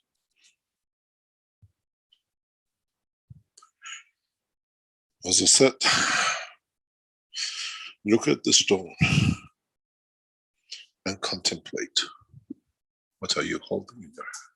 As even this stone, at some time in the back billions of the generations of it, was part of the Creator. Then, would you still respect the stone? We just throw it away that something came, fell under it.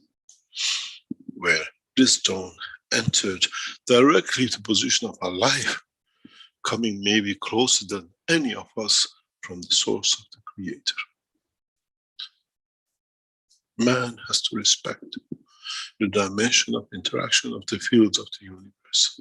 And then mankind becomes mature to live in the dimension of the field of the soul of the man, and not in the dimension of the physicality of the man. Mankind has to understand the totality from God. Then we understand more. Then we take position, and the position to be able to mature, to become that police officer who shows the direction to get out of the trouble. When there is a flood and a disaster, you wait for the man in the uniform who has the knowledge which way to go to guide you away from the disaster to new pastures, to find peace and tranquility, to start a new life. And this is our job. Every one of us has to be that policeman. Every one of us has to become that guide to guide the soul of the man to the direction that where there might be that neutrino which started from the soul of the Creator itself. And if we can guide one soul to that point, we have achieved and served the purpose of existing, even in the dimension of the soul of the Creator and the soul of the man. Maybe some of you will understand the purpose of the creation and the purpose of understanding the totality of the creation. And then you understand what it means. I've made man in the image of myself. As the man is the so many frogs down the walls, part of interaction of the field of me with me that's created with manifestation. You cannot come from anywhere else but the Creator. Does not matter in the dimension of the physicality or the soul. Your soul is no different than your physicality. It still has come from the dimension of the soul of Creator, but has not converted to the dimension of physicality. Maybe many of you will understand more when you take the path of the fields than path of physicality. And maybe there's a need for contemplation and the silence of the man to understand, to listen to the voice of the Creator through the dimension of his soul, but not through the dimension of ears of physicality.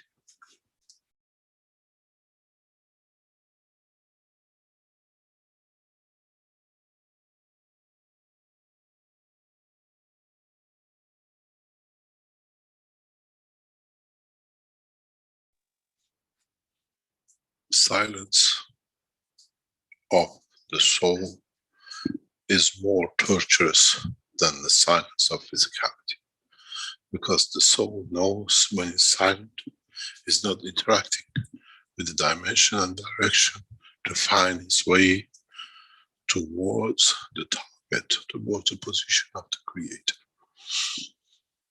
In physicality, we look for a beacon. In the dimension of the soul, we look for the light of the enlightened and those who lead us to the Creator, to the light of Creator, to the beauty of his manifestation, and for us to become part of the totality, not to be a second-hand million times down the road as physicality. In a way, what I said about the black hole and what I said about the creation of the black hole, would we, when we come to see the Creator, the darkness, before we enter the gate and see the sun inside, the soul of the Creator, is that creation of what we call black hole, essence of the creation of the Creator, that it manifests itself in the dimension of the physicality of the strength of the eye of the man. Not everyone sees everything in the universe. Some of us, when become that electron in enlightening, in being enlightened by the interaction of the light of the Creator, will shine to manifest ourselves. I'm here. I would like to be part of you, even though I separated from you. Maybe now you understand. But the beauty of it is, with what we have given you, what we call the enhancement unit, mankind can see the path of the fields of the creation. And in some of the conditions, in the strength of the fields of the universal system, in the strength of the totality, man might find that pool of water which man has made, that one day one neutrino might hit. Mankind in these systems find the direction and the light which has come from the Creator to elevate his soul. This is why, if you go back in the teachings, I always said that some of you being in the system might see the light of your soul, because you interact in the dimension of the strength of maturity, and with it to interact with the soul of the Creator. Many people In the past few weeks, we see frightening people about the soul's this, and it takes your soul and the rest of it. As I said, the devil exists within the fear of ourselves, and those who try to fire it because they're so far away that they know they lost it and they will never get it. So I frighten the others as I don't have, they will not get to. This is it, and this is how it shall be. And I hope you listen to these teachings hundreds of times, not once or twice, and understand through it the path to the Creator, the path to the soul, to interact with the soul of the Creator, to show your beauty in the presence of the Creator, that He might one day fall in love with that life, and with it bring that soul to be the companion and to be part of the spread of the knowledge of the Creator amongst His creation.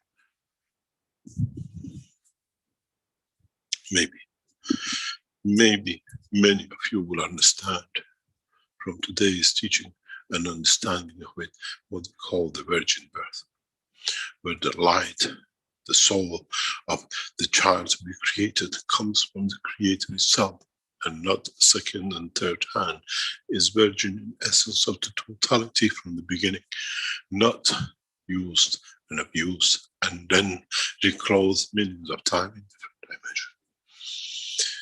In so many ways, mankind becomes mature from now on teaching to work in the dimension of the strength of the creation, and then we'll find the travel in the depth of the universe will become a child's play for the man if he decides to travel with the physicality or dimension of the soul of the man. I hope I have given you the present you've been waiting for 21st of March, as the gift came before the time, that you can understand it, that when it comes the time of the teaching of the man physical dimension on 21st of March, you can start enjoying the gift and start understanding the totality. Maybe mankind will be kind to himself to understand which kind of the man has become this mankind.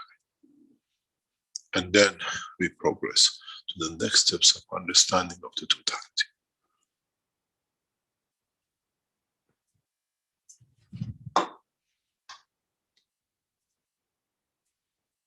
You got to realize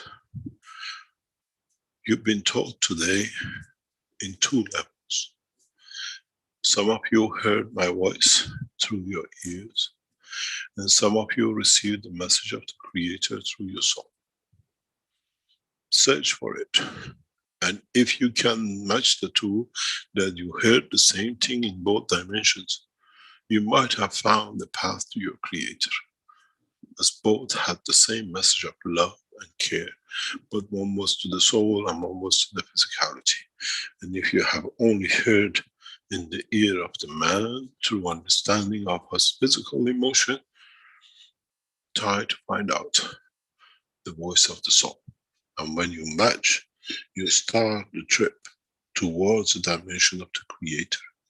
You will find the fields, which might take you a little bit closer. In a way, less second-hand clothing that you move forward. And in that new position, you might find another strength that makes you richer in understanding the strength of the soul, to wear less second-hand clothing of the creation through the life of the Creator. But if you made a mistake, you will never know that the frog you take a step higher by your own misconduct might put you back beyond what even you had as a soul of the man, further down the road, instead of being closer to the source. Then it comes the maturity to understand that the man has to be correct in conduct at all time in the dimension of his soul, let alone his physicality. Then the true essence of Mitra comes and manifests itself. Do good, talk good, and think good. Thinking comes from the dimension of the soul. Doing comes from the dimension of physicality. And somewhere between the two, man has to find the essence of the reality of the creation, not only in the dimension of physical life, but in the dimension of the soul of the man, is creator.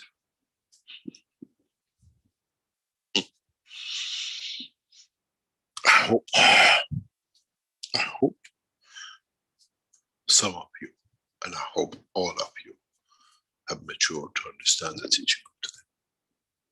Even though we start teaching more in depth, more in maturity of time. This is what I call the promised day. Many of you have been waiting for the message of Mehdi to enlighten you, to find a way. Today is that day.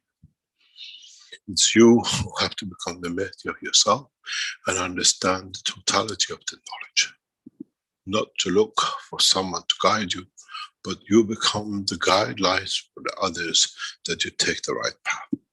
And then maybe you understand, doesn't matter in which path of life, religion you believe in, today is your judgment day, because now you know the truth.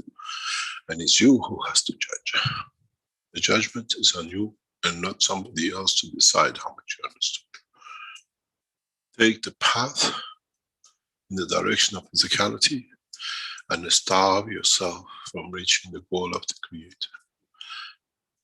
Enlighten and enrich your soul to understand by detachment from the physicality, but still using the dimension of physicality to gather more, to may be able to reach, to find that light which comes directly from the Creator, to be the rain which returns back directly without the interference, without changing more clothes back to. Then you understand the totality of the essence of our teaching. I am the beginning, I am the end, as the end comes from my beginning. Then we understand the position and elevation of the soul of the man in the dimension of the physicality as much as in the dimension of the fields of the universe. Loving is the attribute of the Creator. Man has not learned yet to love truly the way the Creator loves. We talk about love, but the love man loves in is still a phantom in comparison to the true love of the Creator.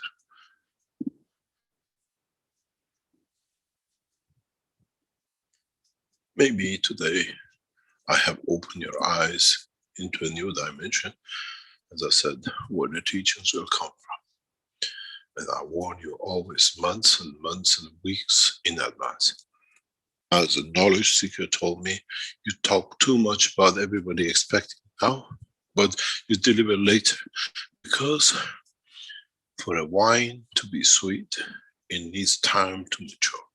And for a knowledge to be understood, it needs to be educated, that all gather and do, not one to grasp and grab the chalice of wine just for itself. We took time to mature more souls to be able to go through the transmutation and conversion of the souls of the man to the souls of the creators, those who will elevate faster. It's no good to have one perfect student in the classroom.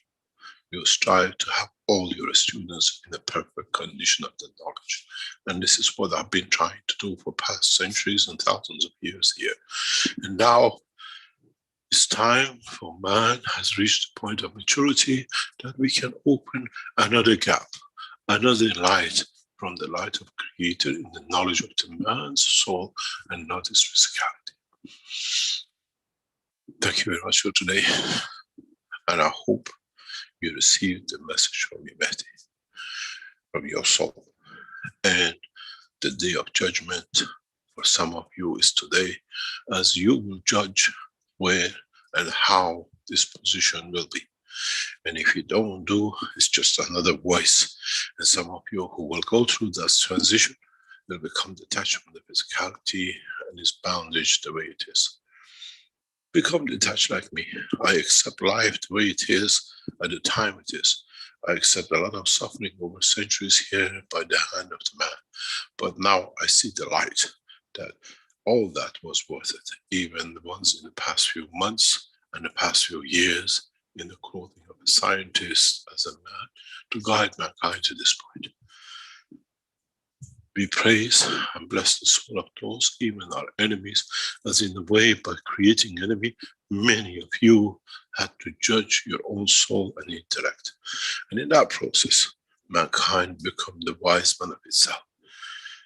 Be wise to understand the truth, not to stand to accept what is being given to you as the truth. This is why we teach this way, for you to judge, for you to understand, and in judging, for you to mature one step, that you gather more fields, that you stand a better chance that you might catch that bouquet to return to the Creator.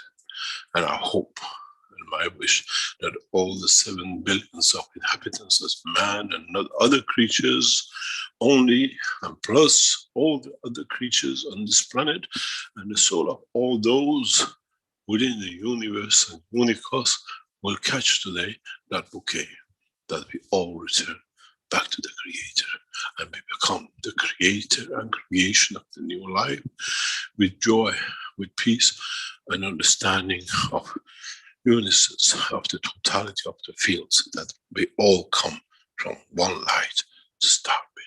Even though by interaction of others and other fields, by diffraction and other things, we become in the clothes of the man.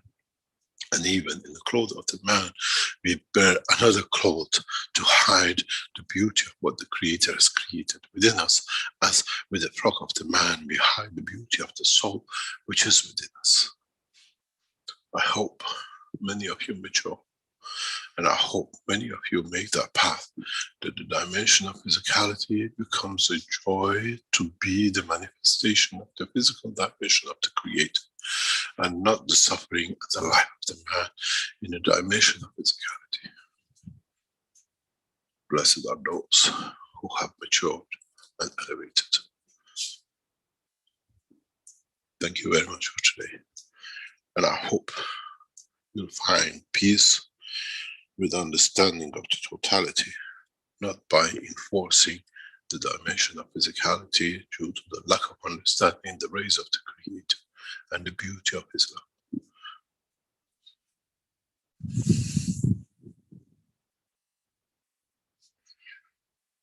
I think it'll be a good time, Rick, to take a break. We come back. Yes, of course, you're right on time, Mr. Keshe. Thank you very much. Okay, we'll take a short break here and come back in a few minutes with the remainder of the Knowledge Seekers Workshop for today.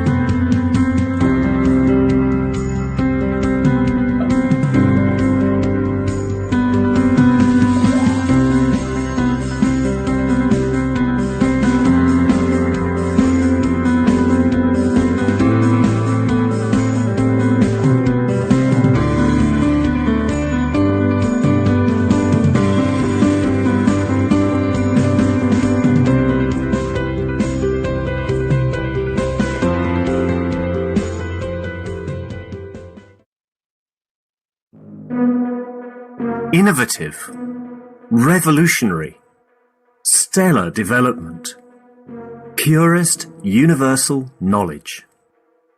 In a transformative, futuristic design. The Universal Body Enhancement Spaceship Unit. The very first new evolutionary spaceship technology has been rolled out for mass production. Our Universal Body Enhancement Spaceship Unit is constructed from high-quality materials carefully selected by our team of experts. Embedding the essence of the new GANS plasma science and technology, it uses collective plasma field technology for changing and enhancing the environment of the body of the man.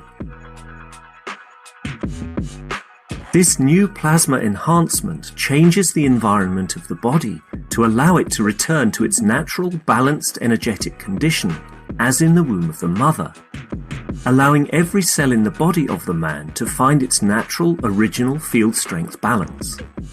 The shape and field distribution in this new space plasma technology replicates the inner structure of the universe and replicates the balance fields from which the man was created at the point of inception in the womb of the mother, not only receiving balance in the physical, but also in the emotional sense too. For the first time in the history of man, a system has been developed and delivered which not only enhances the physical body of the man, but also enhances the emotional part of the user of the system, hence reducing and eliminating many problems that could not be solved in the world of science, to bring the body of the man into near perfection, as at the time of birth. This new spaceship technology can be within the reach of every man today and can be ordered by medical practitioners, sports specialists, and healthcare centers. The Universal Enhancement Spaceship Unit, the future you have been waiting for, is here. The journey from space to spaceship technology has started. Every order is subject to a contractual agreement and might require additional accessories priced separately for applications according to each case. You can order or contact us at office@at.kfm.global for additional information.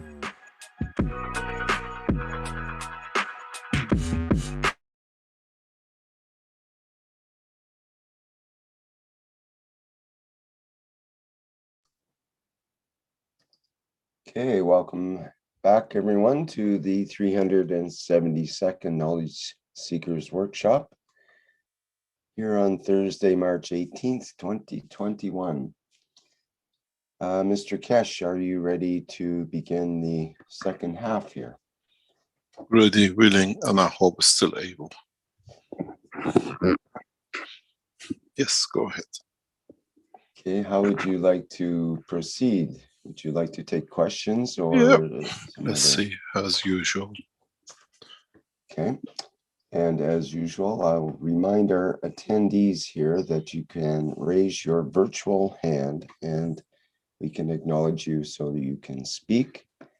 And people in YouTube and live stream can type out their questions if they have any, and also in the Q&A, people can put their questions in as well in the Zoom chat here. So we do have one question in the Q&A, but I believe it's probably already been answered, but perhaps you'll have a different answer anyway. So I will ask it. It's from Antonio, who says, comets carry matter and energies of different frequencies from one galaxy to another. Mr. Keshe, do these comets sow the seeds of future development wherever they appear, and do they carry the purpose of the Creator?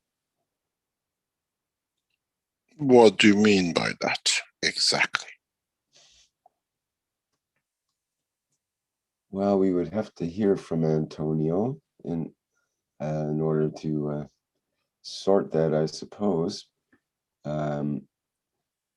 But to me, you were talking about that basically at one point where you were explaining how the meteorite or the comets and other travelers from other parts of the universe carry these souls with them that are like, which could be seeds when they land on some other planet or manifest.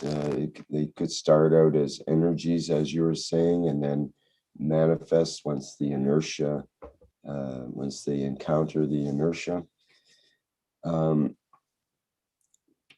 So I think you kind of answered it that way, but I will allow Antonio to speak if he was so inclined to do so. And maybe we can sort it out better. If he can't, Hello. I would like. Hello, yes, go ahead. Mr. Keshe. Yes. Yeah, my feeling is that when the comet passes through, it leaves behind energies that influence the planet and has an effect but my thoughts were that it would carry the purpose of the Creator by the seeds that it sows. So does that make sense at all? No. Okay. I'm still trying to decipher. The other thing that I was you talked about in the interview that you had the other day about the planet coming closer to the sun. In 1988, there was a report that the planet had slightly slowed in revolution. Is that what you're talking about the coming closer or over time to the sun? We always have moved closer to the sun. We think we are a big planet. It takes us 24 hours to go from one point to another. But in fact, we are a speck of dust. And this speck of dust has two factors. First of all, it goes through a point of conversion. If you look at it when you're a far distance in Saturn and Jupiter, you gather a lot of gases. As you come closer to the field interaction, you gather, due to the higher strength you achieve with the interaction of higher strength from the field of the sun, you gather more materials.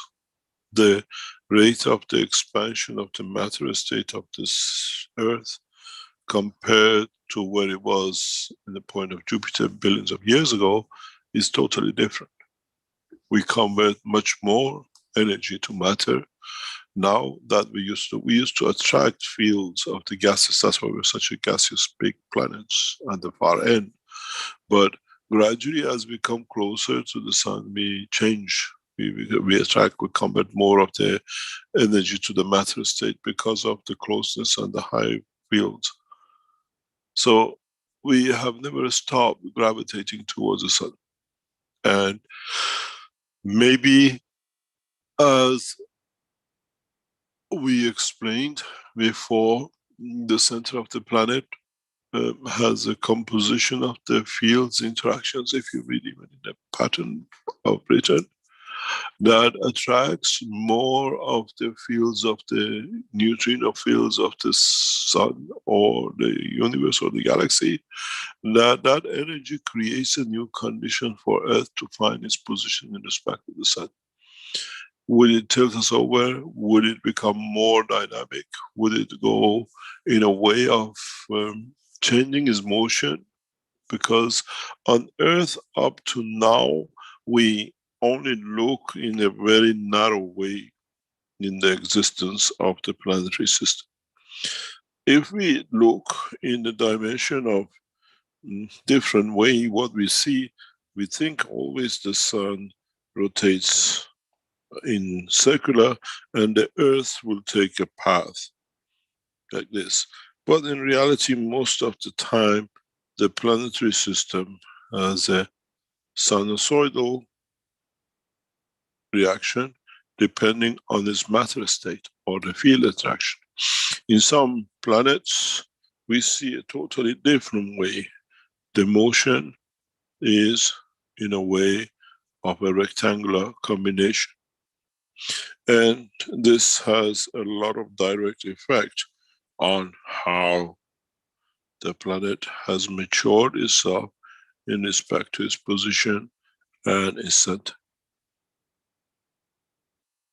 And in the universal dimension, by the shape and the path of a planet or a star in a galaxy or a universe, we know what is the composition of that star or that planet. Man looks at the fields and decides what are the content of it. We look at the direction of the motion and the heartbeat, and we understand the energy of the planet. It's totally two different things. And so Earth is gathering that energy change as it gets closer, and eventually we will burn. The way what we see is a very high possibility that the Earth is in the process of more or less changing the direction of rotation. It's quite possible. But it will go the way it looks through a 90-degree shift, which means what has happened, if you look at it in a simple way, if you look at the Earth axis, is like this, where the vertical and the horizontal is this. Earth is moving to this position. So in the next few millions of years, we expect the Earth to go through this rotation. But again, if the field strength, which is very possible, will push the Earth not only into this, but into the anti-clockwise motion and into a clockwise. Because the transformation of the fields, and as this happens, there is some changes in the speed, because you have to come to a little halt and then stop and reverse. We see this with the reactors, we see this with our space reactors. And this is quite possible. It's 100%, without the shadow of a doubt, Earth is going to a vertical rotation, to a horizontal line, without a doubt. That's why even our seasons are changing in a very slow way, but faster than before. If we speak to our great-grandfathers, they will tell us the position of our, the way it was their time. It's not all global warming, it's not all that. Earth is very rapidly going through a transition of the direction of the rotation and motion. We see it.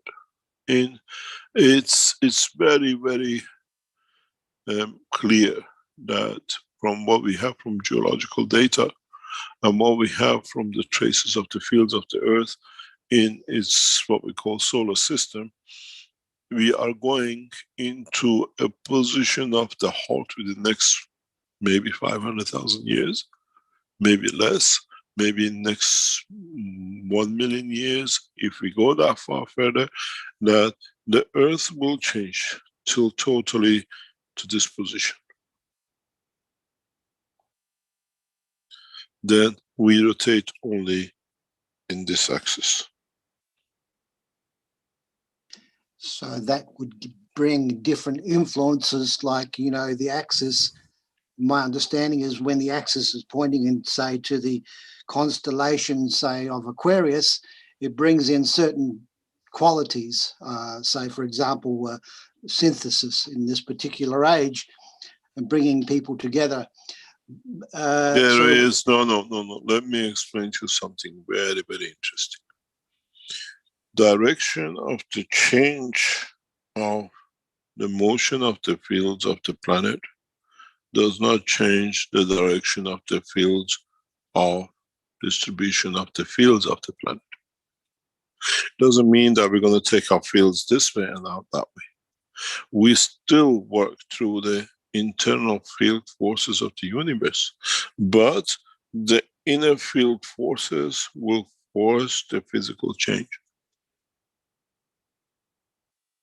Not just because on your side, it's like you think you're looking with your eyes up this way.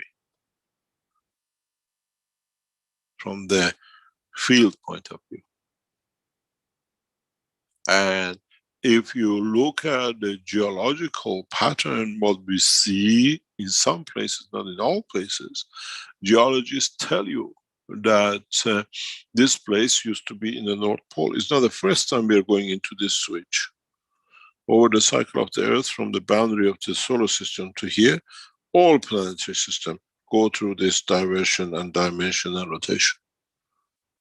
We see Uranus going the other way. We see Venus going the other way, and they just don't go boom, in one go.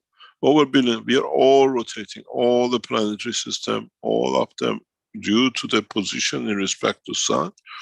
We are continuously in change. But in the process of when we go from horizontal to vertical, we don't come that our fields go from this side in. The fields straight will transmute this way. The change of the rotation is a physical dimension. Okay, that's explained. So your Venus, your God knows, your Uranus and whatever in zodiac sign, it still has the same field. Mainly what is it creates the condition of the change of the planetary system to go in vertical or whatever is partially dependent on the inertia interaction with the field within the center too. It's not all one. Because inertia itself, if it comes in a mass ratio in the energy level, if you understand that your inertia is on the surface, and if this mass ratio of the field strengths become big enough that can interact, will influence this change. Because now it's two of them have to interact. Earth crust is very thin, so inertial interaction stays on a very thin layer. But if Earth creates a bigger and thicker fields by conversion, then this will have a bigger interaction with the center and will change this. We see that with the stars. We see that in the creation of the stars, where if you have the seed of the star, you have nothing, and then you have the layer of gaseous, as you call it, ocean of fields. In fact, in the center, it's just interaction of the fields that in the slowing down, they manifest themselves as a new inertial layer in the sun. And the interaction of the fields from here with the interaction of the fields from inertia creates the light we see. And the light we see is only the spectrum of the fields which is I at the level of the amino acid of the man. We don't see, if you had a different what you call amino acid strength, you will not see the sun this way. Maybe you see the sun more from its inner because you do not come in interaction with the field of these. Or some of us, according to our strength of amino acid, might see the sun dimension near to the earth. It's from the point of observer and where we fit in the balance of the fields.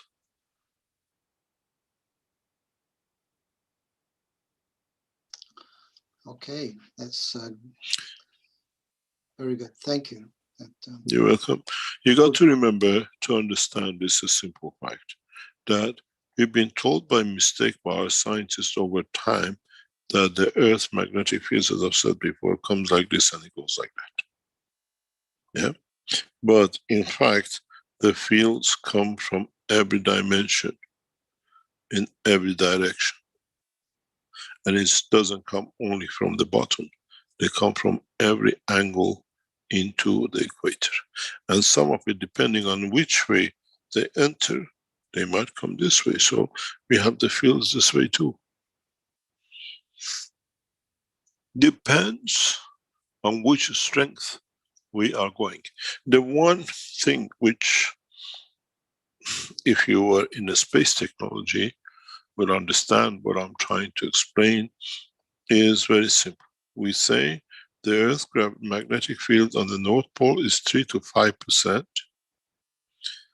I'll write it with the right hand. I should know with my left is easier. We say that the magnetic field from the north to south is 3 to 5% more. Yeah? But follow now the understanding of all of the plasma. Earth is a plasma. So for it to be more, to get the traffic, this polarity has to be weaker than this polarity, that the stronger feeds the weaker. Yeah. Okay. You understand? Yeah. This direction of the flow through the earth, as we say, it goes from the north to south, is interaction of the fields of the north in the gravitational being stronger than the north gravitation. And it's a bullet which goes through. And in that process absorbs some more plasmas. And in that process, the higher speed creates more division of the fields, which are actually coming in the other way. At any time, the field interaction inside the planetary system is not what our scientists have been telling us.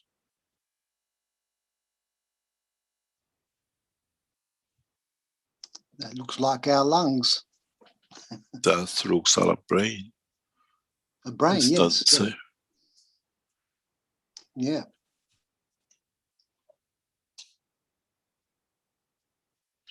Many of the cancers created by the division of the two fields of the two sides of the hemisphere of the brain of the man, where they are by being in different strengths, for example, in interaction with the other side will create a friction which leads to creation of evolution and cells which it might be the cause of what we call cancers or evolution. In time, man will understand. If you look at it in true essence, there's no difference between the man and the planet. So Fields come in, the fields come in, and the fields go out in the same. And the soul of the planet is in the center? The soul of the planet is somewhere down here. And the planet is in the center, if you call it, yeah. But as a human race, so with respect to sun, are always have that center of interaction.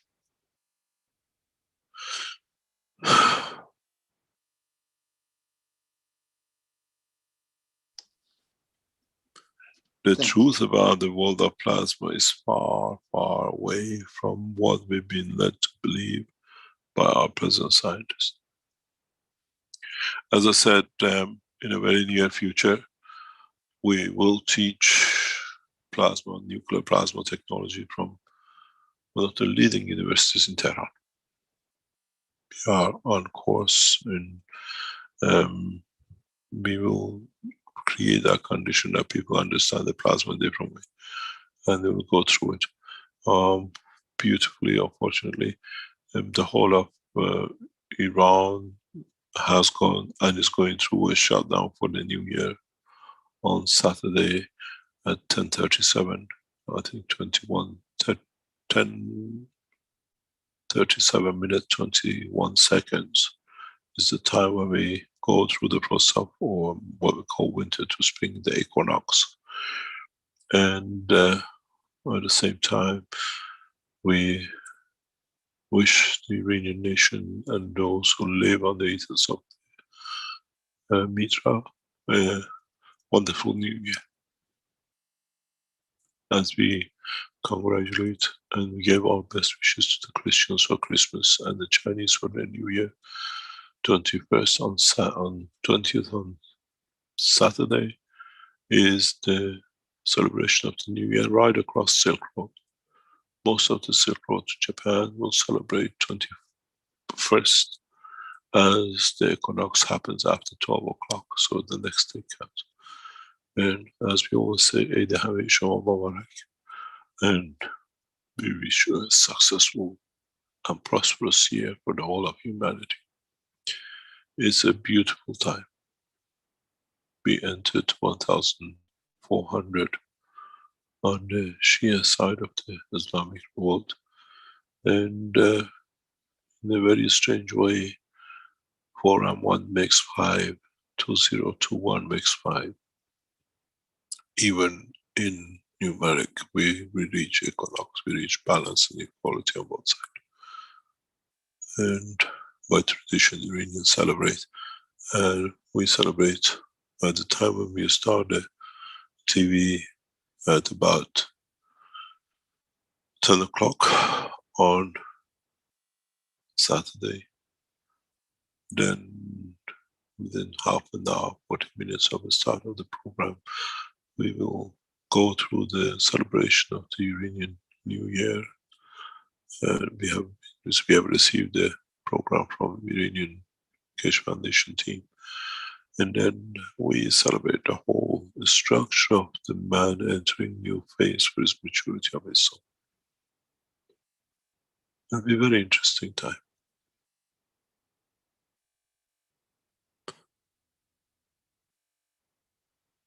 Any other question? Thank you, Mr. Keshe. I'm not clear. Oh, there's a hand up there now. I wasn't clear if the hands were working. I had to switch it on. Kay has a question. If you'd like to go ahead.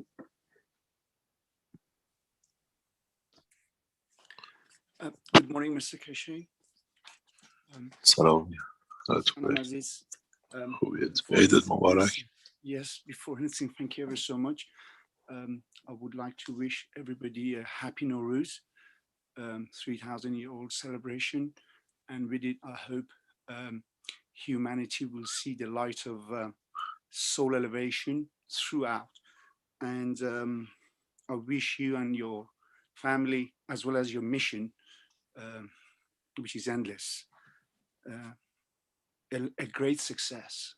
And hopefully this year, 2021 or 1400, will be the start of all the success that you have been wishing. My question was about the meteoroid. I was really touched, and in a way that I couldn't work it out myself. All the knowledge you have already given, that meteoroids are the field interaction where they manifest themselves in physicality. But the question was, when they do come to the planet, to our planet, and they disintegrate, and when they do fall down and then they break up, those which are disintegrated, where do they go? The soul, do they go back to their origin? Do they ever go back to their origin and be the life that they had? Do they ever get their life back? Or they're diminished and destroyed? Well, they're not destroyed. I know they go back to their field, as a field again, as a plasma. But do they ever go back to what they were? In some occasions, yes. Depending in that process, you can see when a man becomes knowledgeable to this, you will see in some cases in the process of conversion with the high field interaction with the, what we call maybe re-entry on the earth, we create that condition of their life in the point of their existence, physical dimension. We can see in some of the meteorites such a thing, but the lack of knowledge in understanding it is there. It's very much like when the man dies and the soul of physicality separates from the soul of the man. When the house burns out, you run out of the house. When the physicality dies, the soul runs out of the house. And when these meteorites enter and create a condition that is about their demise, the soul leaves. This is what I call change of hands of the clothing. What happens to the light we observe of a meteorite is an energy which we absorb, is the soul of another being which interacts with our soul, and we become a host to another cycle of life without us knowing. It's that gans of CO2, and then you have a magnesium to it, becomes CO2 magnesium. This is part of the beauty of knowledge of the creation, which when the man stops living the physical life, we'll see.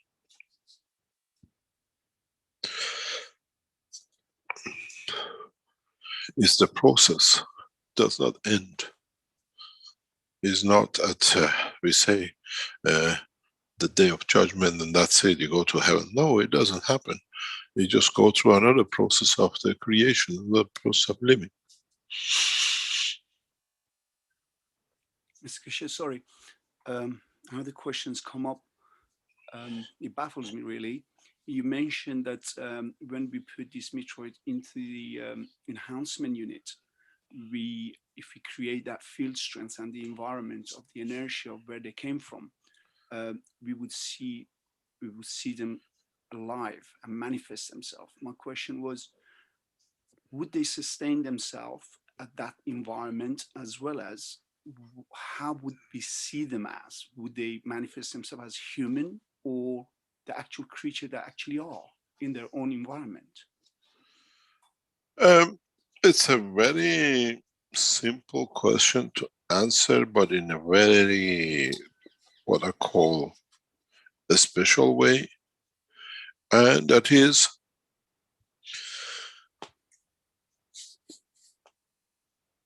how would you treat your guest? An unexpected guest, or a guest which you invite and you welcome to your home? Would we, in creating a condition for them to manifest themselves, would we greet them?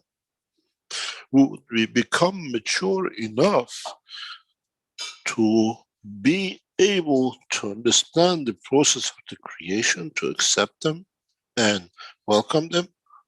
Or, as is tradition, we run, we shout and fight, and we try to put them in machines, and we make a prisons of that, the way we say we did with those alien systems that landed in, is it Area 50 or 51 or whatever?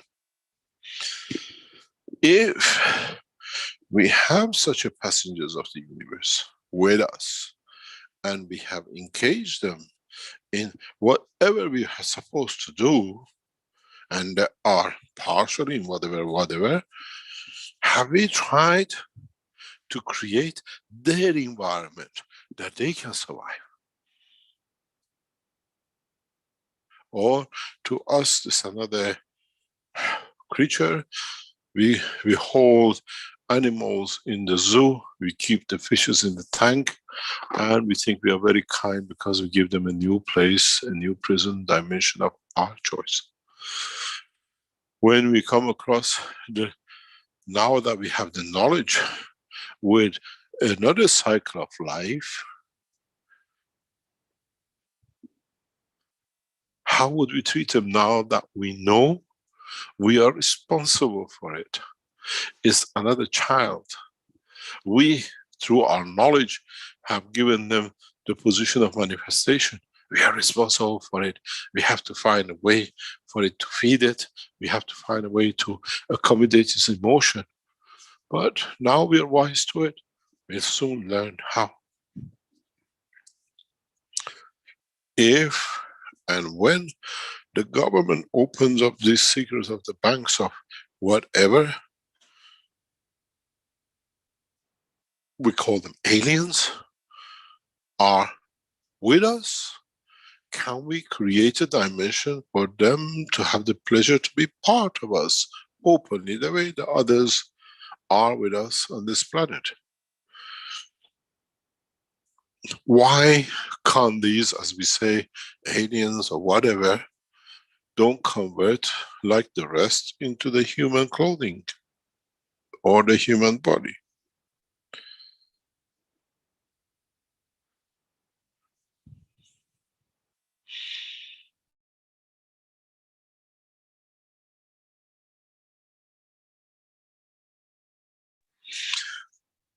And this is the process that we have to understand. We've been ignorant to it. Why? If we have these passengers of universe, We can't accommodate them, that we give them a condition, we understand the position of their communication, that they can teach us about where they come from, how they work. How come some of them can convert where they choose? This is when you see these pictures of what you call aliens, it raises a lot of questions for me. If these people had the knowledge to travel this part of the universe and they're here, do they have a problem to convert themselves into another dimension? Do they need to be the prisoners of man? Or we, through accident, they cannot convert, they cannot adjust, they cannot, we haven't created a condition for them to show their real features. They have, due to the gravitational magnetic field of the Earth and condition, they are here, they have not managed to fully convert. How come millions of them live amongst us, they take our features and we never know them?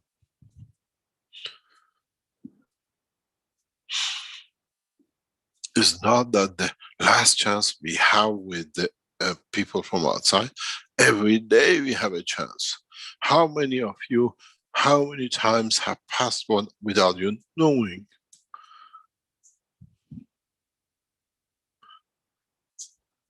It's never the last chance and the only hope. We are part of that structure who has come in and chosen to be. If you're Chinese, you go to America, you start living like Americans. Maybe your features are slightly different because you still look Chinese, but you eat bacon and egg, you go to McDonald's and everything else. You take the style of living. And some of you, you're Chinese, you go to America, you don't eat anything but Chinese food. That's the only thing I want to eat. I don't want to know what a hamburger is. And you don't go through the conversion, you just change the position. These are the same. They live amongst us. They are with us. If you were in the Rome conference, the last Rome conference, I asked the audience, and I said, there's one of our family from outside within us here in this room. And one woman just got up, it's me. Where actually the person who is, or the body who was, identified yourself very straight away. It was obvious. That's why when I looked at it, when he looked up back at me, it was obvious. It was so clever. We both laughed at the stupidity of the woman. Because they are part of us, they have become amongst us.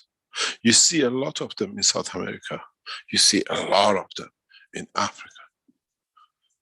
They have a typical features that is connected with their conversion. When they convert to be like human race, they all take certain shape. It's just like, you know, you go to church, oh, these are from black from Ghana, or these are black from Kenya. Even in the Chinese community, you identify them because you know different cultures of Africa, and doesn't matter where they come up, we can say. They're all like diamonds. They have their own beauty, and does not matter which river or which mine or which ocean we capture them from. This is what we got to mature to. Then we will see around us. I was sitting with someone in Ghana in a shopping center, and I've said that before. And they came, they knew I recognized them. They tried to go and hide between the lift and the staircase, and they were somehow blocked. They had to come back. And I confirmed to them, I respect you for what you are, and as a guest. And it was amazing how they changed. I recognized many of them, even walking up the streets in Linz. They become adapted to us. to live on this planet. Maybe because they lost their homeland. We don't have on the streets of our Munich or London just the refugees from planet Earth, from Syria or Iraq or whatever, or Iran. We have refugees from other planetary systems which they have been lost in the process, or they have educated themselves in the travel of the universe, and by coming here, they chose to be here because the home has been lost while they've been away. Galaxies collide. Star formations collide. It's the same as what we have hurricanes and we have earthquake, and people have to move and go to another point of the earth to live. It doesn't change anything. It's the same truth. It's just that us as human beings want to twist it the way it suits us. The fact doesn't change.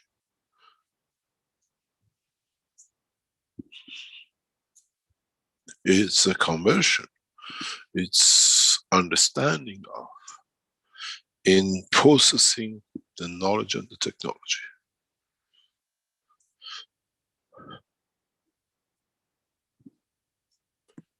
Keshe, thank you very much for your explanation. It's beautiful. And I'm sure humanity at large, we would embrace any race, any aliens, if they you were mean to be among us? We are aliens ourselves. Yeah, we are. Yes, we are alien ourselves. But if they were to show their true features and true physicality, we the humanity, we would not really and truly do anything wrong as such. But there are elements like anything else, obviously in the system, within the system, where they would have different agendas. But people like us who are just walking up and down in their daily life, we have no bad feeling or any misunderstanding with any creatures, and we will definitely welcome them. And now that the knowledge that you have spread, we have a far more in-depth understanding of what life is all about, what creation is all about. We will be more embracing than ever. And I'm just hoping that humanity will catch up, the rest of humanity will catch up soon, and they will come in line with this understanding that we're all the same. It just doesn't matter with physicality, how we look or how we are shaped, but we're all the same in essence. And hopefully, I'm actually longing for the day that I could see aliens amongst us, and just maybe you are yourself one, but never realized. Perhaps. God bless. And I wish you a lot of luck, Mr. Keshe. And I'm hoping and I'm wishing, and my prayers is all the time, continuously is with you to be among us for, or amongst humanity for hundreds of years to come, because we have so much to learn, and you're the only one who can unravel the keys and speed up humanities to these frontiers, and embracing what reality is in Unicos, so to speak. And I wish you all the time an eternal life. God bless you. God bless you. Thank you very much. So much. Thank you. We got to understand that mankind has to teach its children not to be prejudiced from their childhood. That never grows into adulthood, and then it creates conflicts. We teach our children to be prejudiced because of the language, because of the color of skin. And we have to teach our children to be blind, except to the beauty of a person. That even if there is fault in another, you always look over it because you are more faulty than them. You feel this, especially nowadays, that there is a huge movement of people around the world. How our children feel, how our children are targeted because they are not of the place where the others are. We haven't taught our children to be respectful and embrace the totality as we are part of. I remember our youngest son, when he was 5 years old, in a primary school, they called us around September. They said to us, your child has to be out of the school because you are a foreigner by November. And we had to understand it, because when it came November, they taught their children how to beat him, how to push him, to make life so miserable that he doesn't go to school. And it's happened. We had to withdraw him from a school because of the way the Belgians showed their love to my child. And they told us months before they're going to do it. We create the hate. A child of 5 years old see everybody the same as a friend. But when we teach them the racism, when we teach them the color difference, that's what becomes. And we thought, that's it, all the Belgians are like this. We brought him to Italy.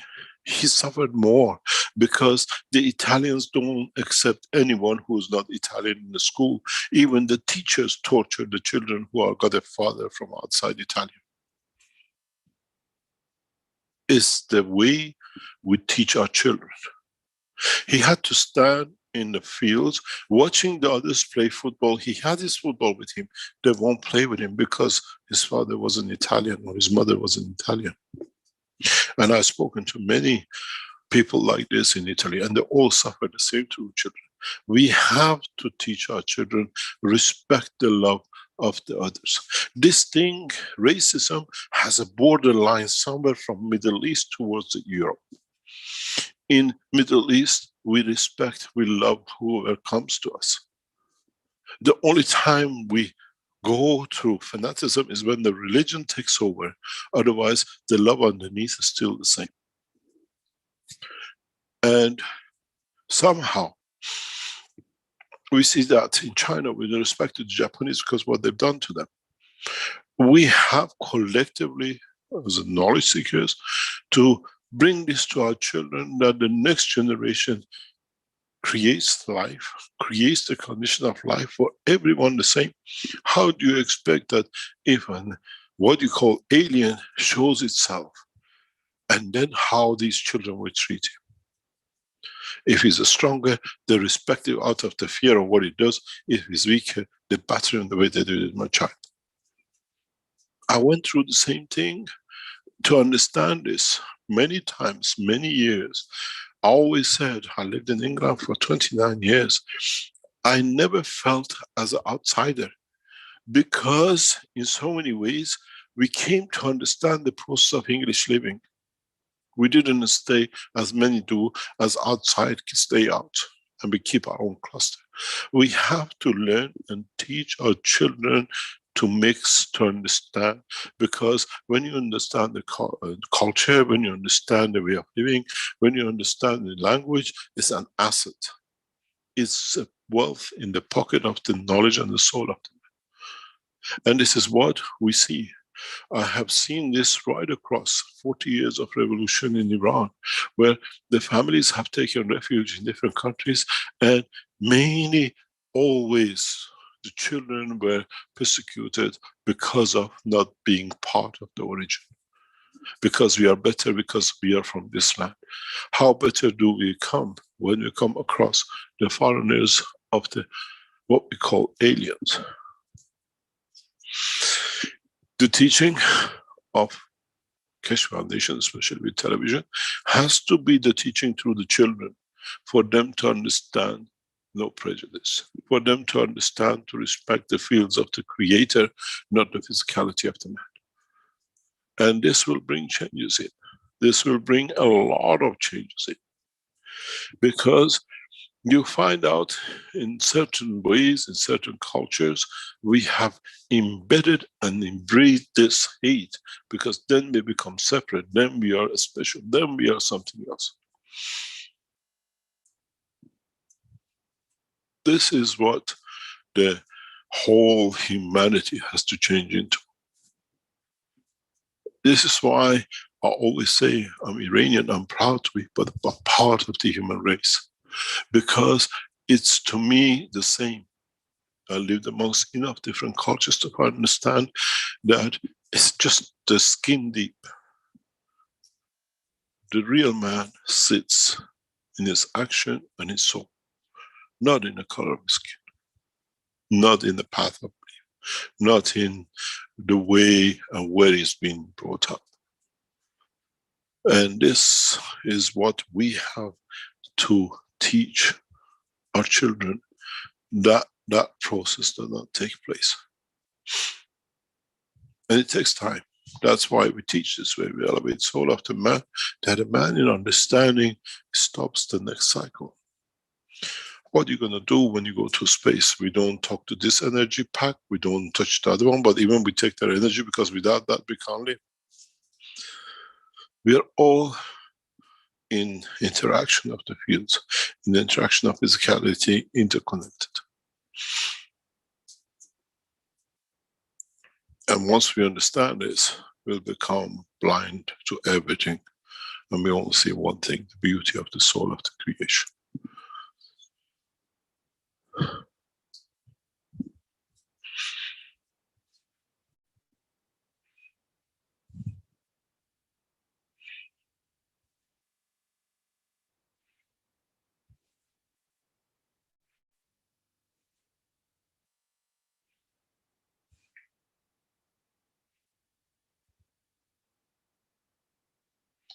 Any other question? Well, we have Stefania with a hand up, and there's several other questions in the Q&A, including some from Salomia as well. Stefania, would you like to go ahead? Hello, good morning, good afternoon, good evening. It's not me, it's knowledge seekers. They asked me to ask you a few questions from the Italians. I got one from Filippo and one from Patrizia. So the first one is, can Mr. Keshe expanding on the CO2 salt? What? Can Mr. Keshe expanding on the CO2 salt? This is a question from Filippo. What do you mean by CO2 salt? 1 second, I'm gonna ask him to come alive. 1 second. Come alive? Is he dead or is he unconscious? Conversion of the field.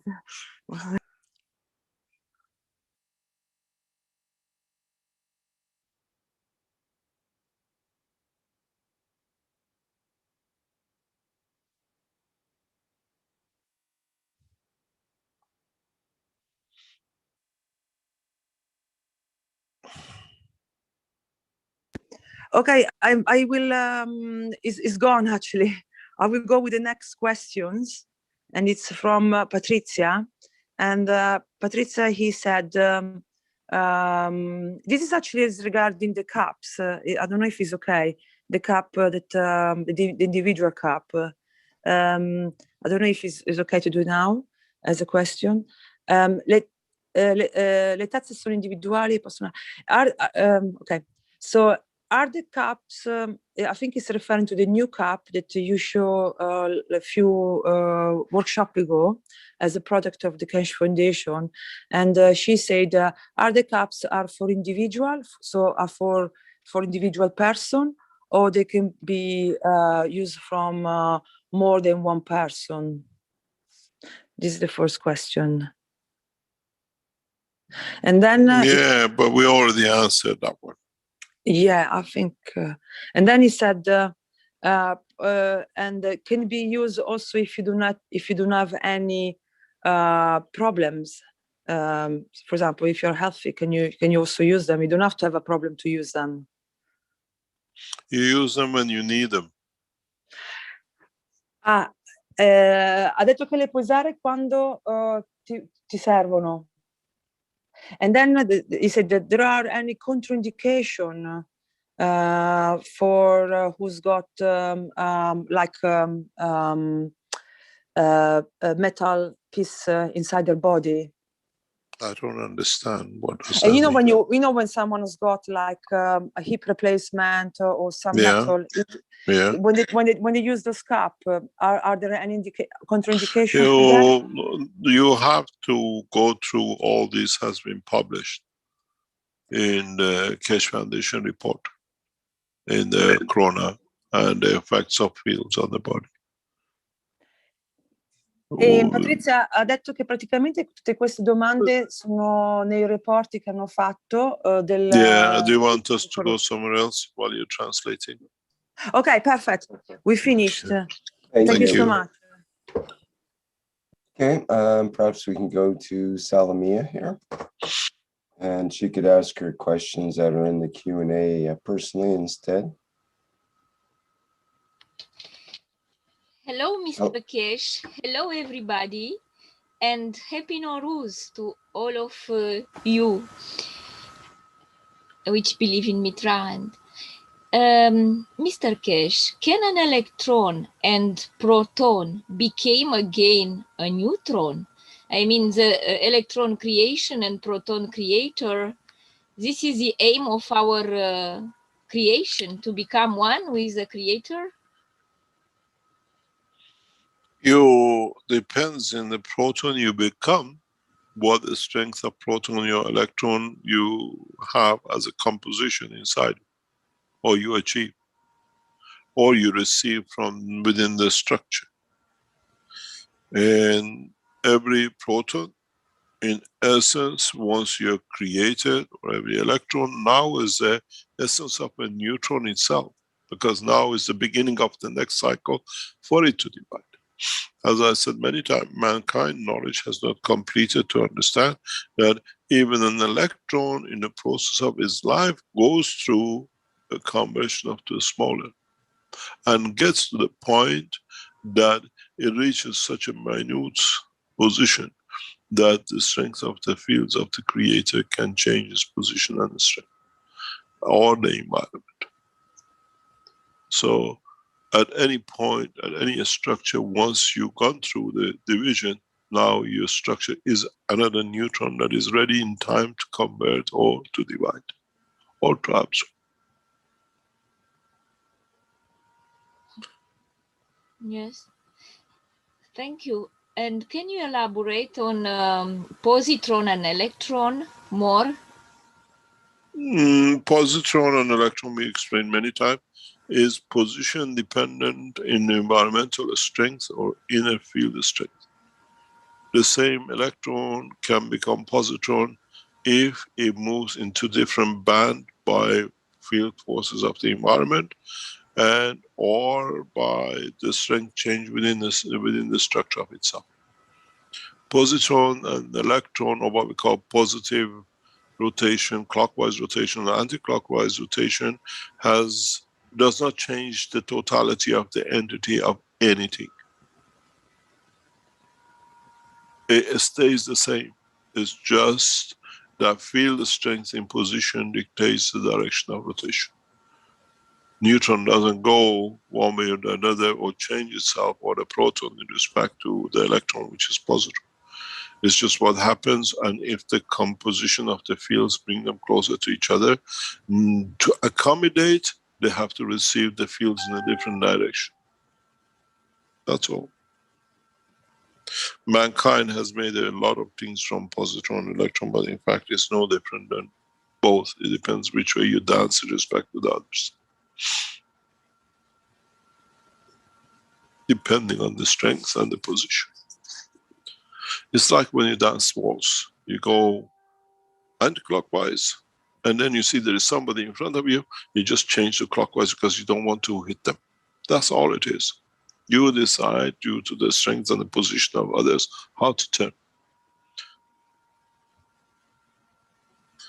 So matter and antimatter. You become matter or antimatter, depends on your wish. No, it depends on the position of the strength and what you manifest yourself in the position and dimension of the, what we call the environment you're in. The field. You could be as much antimatter to me as you're matter to somebody else. Mm-hmm.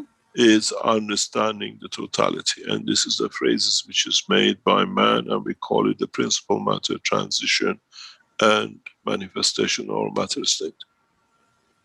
We in the books speak about this because that was the only way we could gradually change for man to see the totality. There is nothing anti about the matter. It's just that we have to understand the position. Yeah, I understood. Thank you very much. Yes, thank you very much. And God bless you and all of you. Thank you very much. Any other question?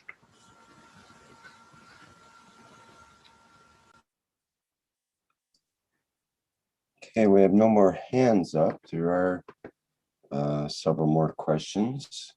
If you're willing to carry on. Yep. A couple more. Let's see, from the top, Achilles thus asks, can you please ask Mr. Keshe if he can explain the rest of the part of the 4 cup system he has taught a few months before by using the 4 cups from the 5 cup system to build a pyramid with which we can feed ourselves directly through energy instead of destroying any kind of life. How should we complete the rest of the connections? Any hint or clue would be great. Thanks. No clue and no hint.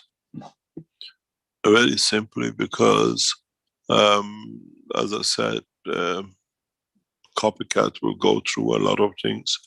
You have to understand which part of the essence of the creation you want to interact with. You got to realize the interaction of the fields and what does that field mean. Do you want to gain a field or do you want to let the field go? You always have to remember the process of the creation in a simple way, that the weakest always takes from the strongest, or the strongest gives to the weakest, that become equal. This is the yin and yin equality. This is the equinox, what we call it, of the fields, of the both giving and taking. And once the man learns that and understanding it, you create an environment that all cells of your body becomes weaker conditioned to the position or the environment you're in. You will receive energies or you fulfill what it needs. And then you create the same environment, a condition that the cells of the body, the weakest is stronger compared to the environment that you give out what you don't. That's how enhancement units work. That's how the secret of life is. When we feed you and go to the machine, it doesn't mean that you're going to say, what are you going to do with the surplus you don't need? You become fatter and fatter or get energy? No. We take from you, we make the condition of the enhancement so low that your body, even the weakest cell in your body, transacts and gives the fields out to bring balance. So it can give to a point and then it comes to balance, and then we change the condition of the environment of the enhancement unit that is stronger than every cell you have. Then you can receive energy. That's how you're fed in your body. So now we replicate it in the machine. So this is the principle you have to remember. And if you do this, it's easy to understand how to make the work of everything else to be done. And if you can't understand that way, you assume everything the way, the easiest way, the shortcut, which is create a ratio difference. And in the ratio difference, if you get it right, you take the energy from the cell which you want to move. But you have to create a condition for that cell to be able to release its energy. It's not just that because you put a battery in the side, you're going to empty it. There's a lot of factors you have to consider. Create a dynamic motion that the fields do interact.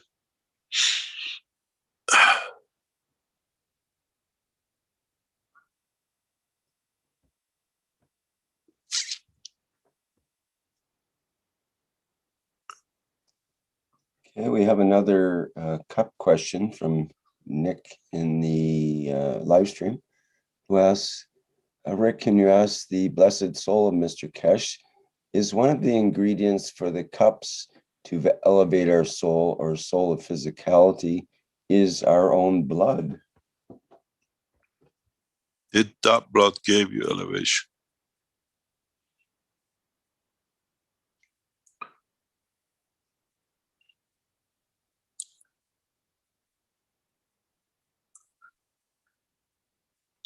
I think I answered you. If you're looking elevation through your blood and your blood has not managed to elevate you, there is there is something not fully understood in the process.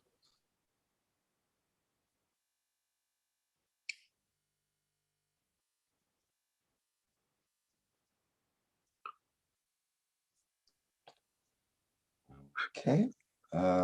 See, we've got a question from Felix in the Q&A here in the Zoom. He says, I would like to know if the foundation is accredited in Italy, because today there are many concrete possibilities to collaborate with government agencies. And if the foundation would not be recognized, their process might be a bit longer and harder.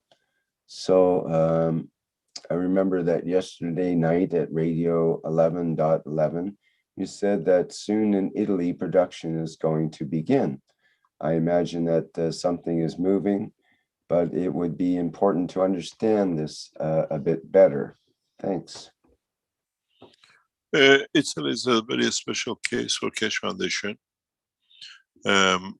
We withdrew from Italy totally due to misconduct of those who were running the Keshe Foundation. This matter now is in the hand of the very competent lawyers in Rome. And we've been assured, we will, as I said before, we expect arrest and prison sentences, because the way the Keshe Foundation was deceived and people around the Keshe Foundation received is so openly done that you could not believe it. So we withdrew operation from Italy, and now we have appointed some of the most competent lawyers in Italy, and they're taking the position. And we've been assured by the legal team that with the evidence we have, we expect 20 years prison sentence, at least for 2 members of the ex-Keshe Foundation who run the factory. They have influences in the finance police, and they've been threatening us. They have the police support as friends, but the legislation overlooks, and even the uncles now become implemented in the threat.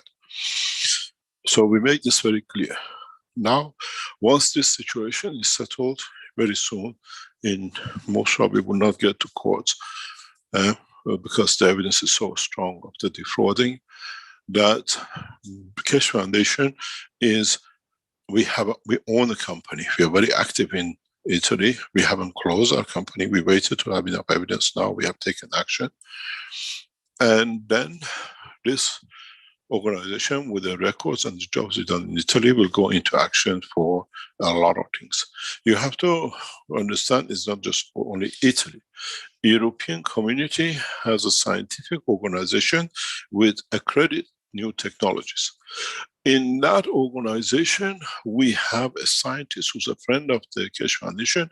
We realized how in 2012, suddenly the accreditation of the Keshe Foundation technology as a new technology was twisted by the Belgians with a threat.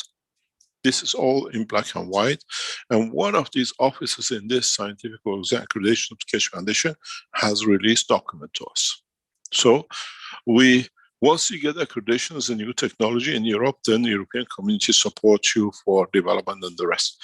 Well, what we were going through at that time with the rules of the land and the deception and the fraud, as we see now, and they're still carrying on with it, this was stopped in the scientific, what you call accreditation of the Europe.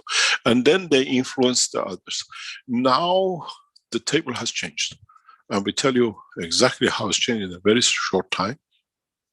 Then we become our technology, and all the teaching done by the Keshe Foundation becomes accredited as a scientific technology, and then the teaching in universities and the colleges. So you see, we don't have a problem in Italy. The problem sits now that we have met with a member of this committee in telling us how the accreditation was in the process of being passing, and the influence, as we've seen now, by the Belgian monarchy and the pressures they created on the European community forced the committee to put it aside. They haven't dismissed it. They have put it aside to be considered for the future. One of these, as I said, member of this committee has collected all the documents. And We've been told, and we've seen part of it, the whole lot will be handed to us, and we see it. But in a way, it was a good thing, because it allowed us to mature to be able to teach more. And scientifically, now we are accredited by a number of organizations. Now we become part of the university structure.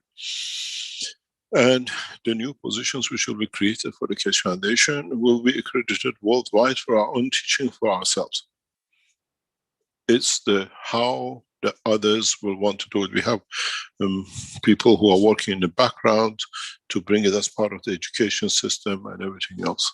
But the only reason we lost this position of accreditation is the influence of the criminality within the structure of the mentality of the Belgians, which we still see running at the moment. The lying and the cheating and using all sorts of things to trick. It's the habit of a nation, it's a culture, so we have to respect it. It's the only way there's still souls. And so once the situation now is changing, we've been told the same officer will take back Keshe Foundation technology to be accredited as a new technology in the European community, which then will change it. We had it till 2012. It was under consideration, a lot of support was given to it to come up. When we did not give everything to one person, he, because of his point of influence, they influenced others. And so now that is changed, because now this sits with us. We have the person who's in charge, part of this committee. And now he has said he'll take it back to the European community once the new documents are released, and it'll be accredited, because the number of people around the world which are practicing the Keshe Foundation technology will give it. As we've been told, we are evidence-based technology. And we have given enough evidence that it works in different aspects, be it from different things, and that will go through in a very fast way. Even, as I said, even in past 24 hours, 48 hours, you've been accepted as a plasma technology organization for us, what we want to promote in the commercial side. This is all taking shape. It took us nearly 8-9 years to do enough, to show enough, to confirm enough that the lies of one man, one nation is not effective anymore. As we've seen, it's already, we've seen so many lies in past few weeks on the internet that one of the people said, everything we read is 180-degree opposite to what the fact is, and people believing it.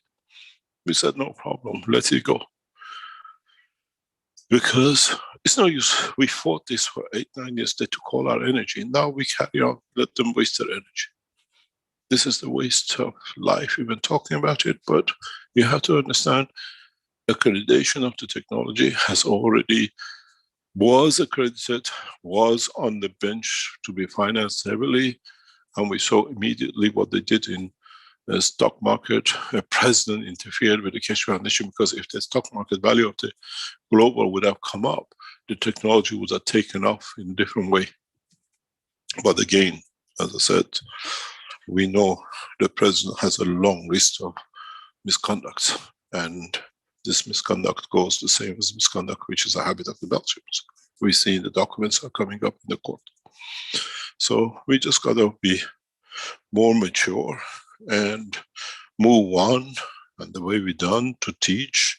Accreditation comes from a lot of you who used it to save yourself from Corona, or to take a pain away, or you made something with it that you enjoyed, even growing a piece of grass or a vegetable with it. It is the beauty of the knowledge, not the word of the mouth of those who try to get attention through the work of the others. Just be gracious, just carry on. But Italian situation is well in the hand of the most competent lawyers. And as we warned you before, we had to make some moves.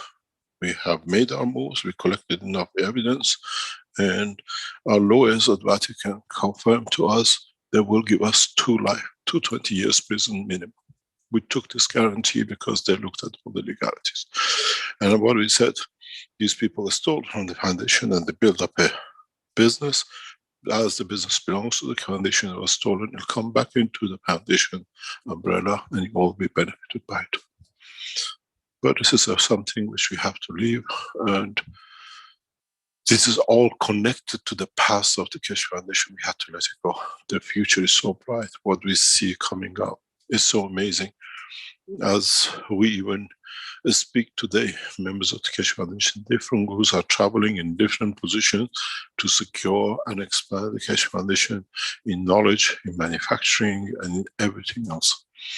Most probably, hopefully within the next 24 hours, 48 hours, we hopefully, with the work of our team, which are already, I think they arrived at destination, we most probably in the next few days secure one of the largest factories which we've been trying to get, and we get to the final point of moving on because of what we achieved. And then the next step, the same in many, many countries. We had a setback for 8 years, 9 years because of what we saw, but now what we say, the whole element of the people who set us back, they're not within the structure of the Keshe Foundation.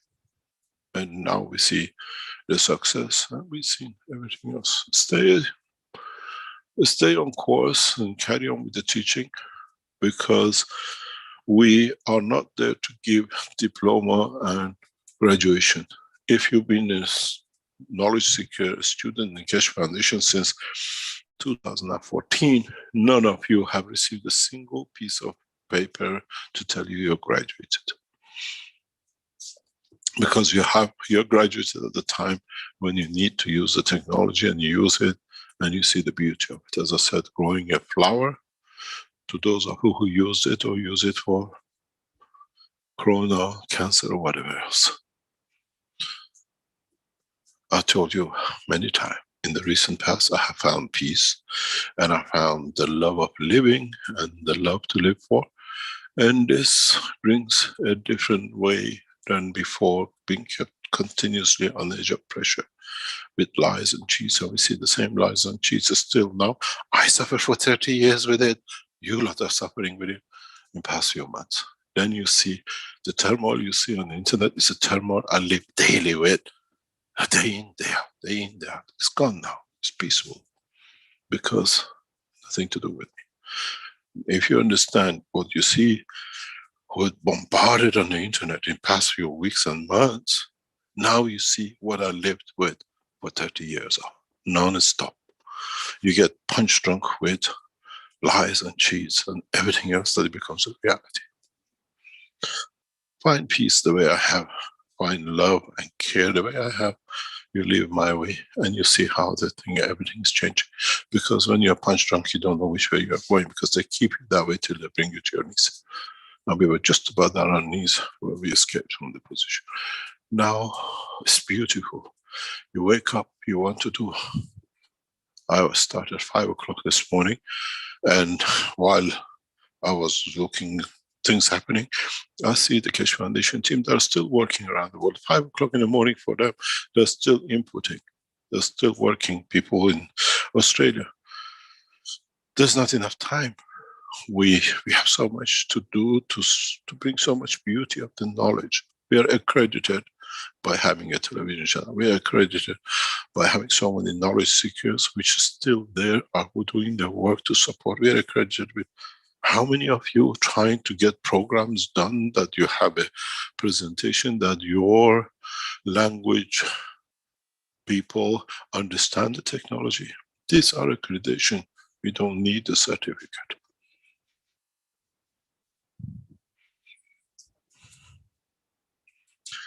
Any other question?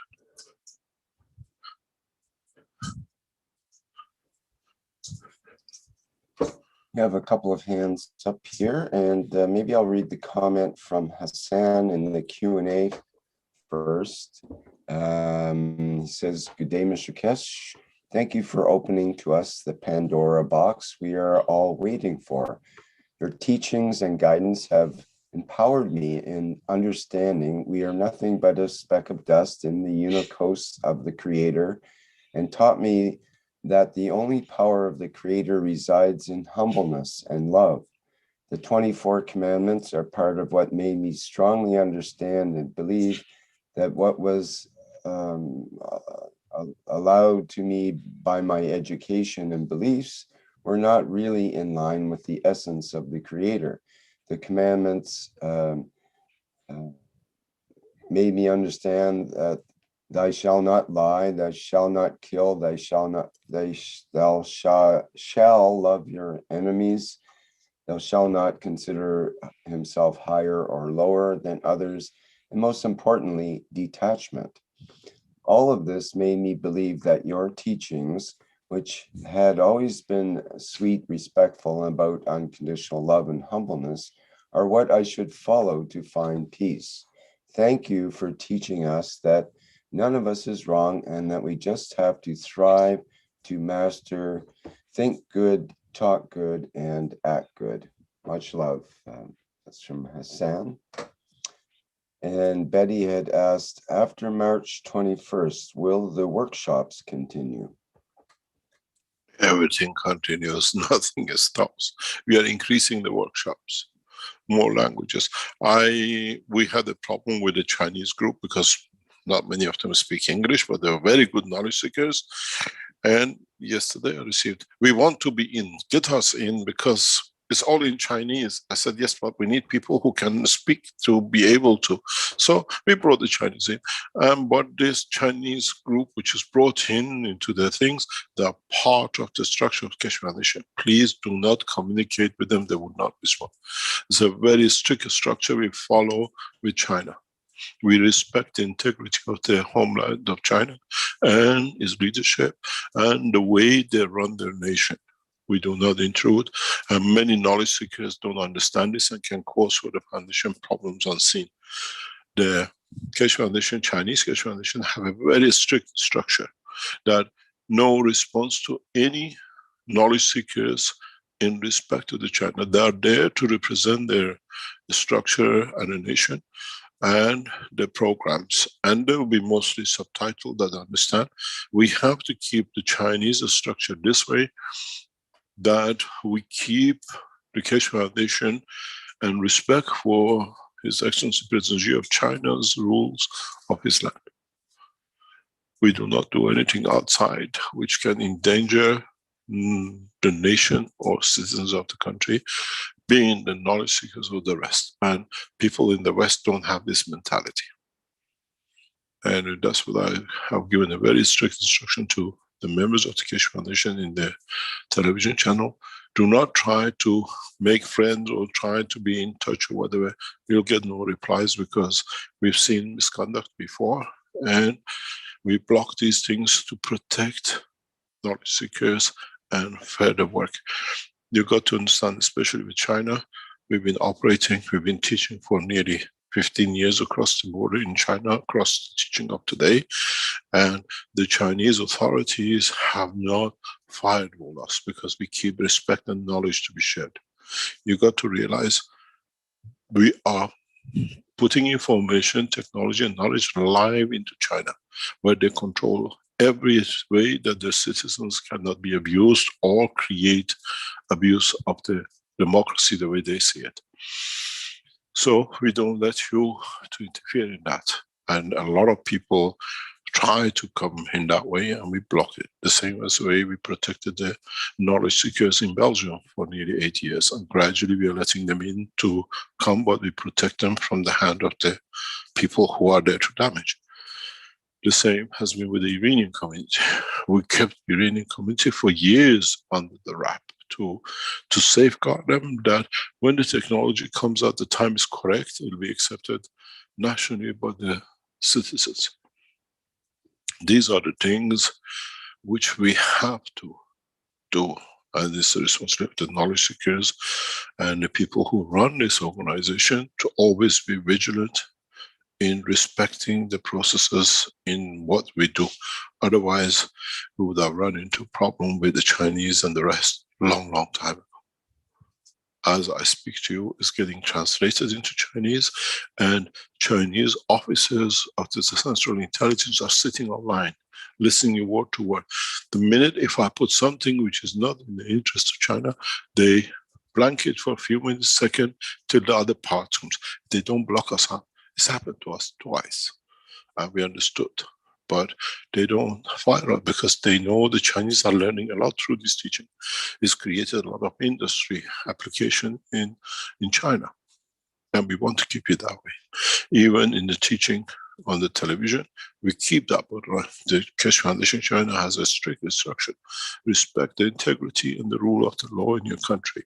Don't use the Keshe Foundation technology to try to say what is what in your country. Your responsibility is only to share the knowledge and the beauty which brings to the nation. This is fully understood. You have to understand we have a number of companies which we own 100% of, and we have to respect that we work within the law of the nation.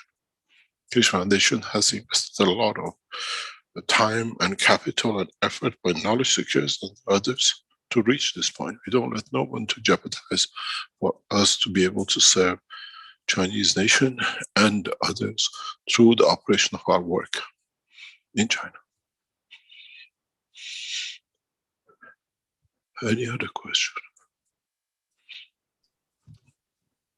Okay, we've got Antonio with the hand up here. Go ahead, Antonio. Mr. Keshe, peace, the knowledge seekers and their purpose to bring peace. Peace is easy, Mr. Keshe. We have to, all we have to do is implement the principle of sharing the knowledge, sharing the resources. You know, to me, that's probably an easy step to bringing peace in the world. Sharing is a divine principle.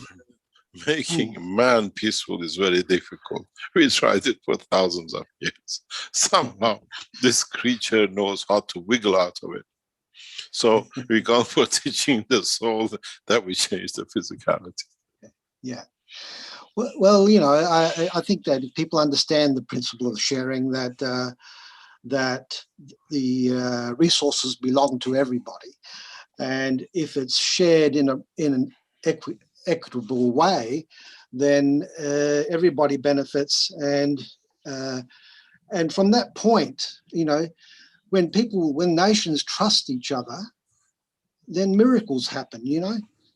And this is my thoughts, that through your knowledge, through your technology, that it will help that peace process, and I hope that that'll come soon. It is here, but it just is in the candle condition, and will take fire in next few short time income. There's a lot happening in the background, but the biggest way for us now is to use the new opportunities to emphasize on freedom of sharing technology and knowledge and nothing else. And in a way, become to understand by using our technology, create a peace of mind and create peace for the nation.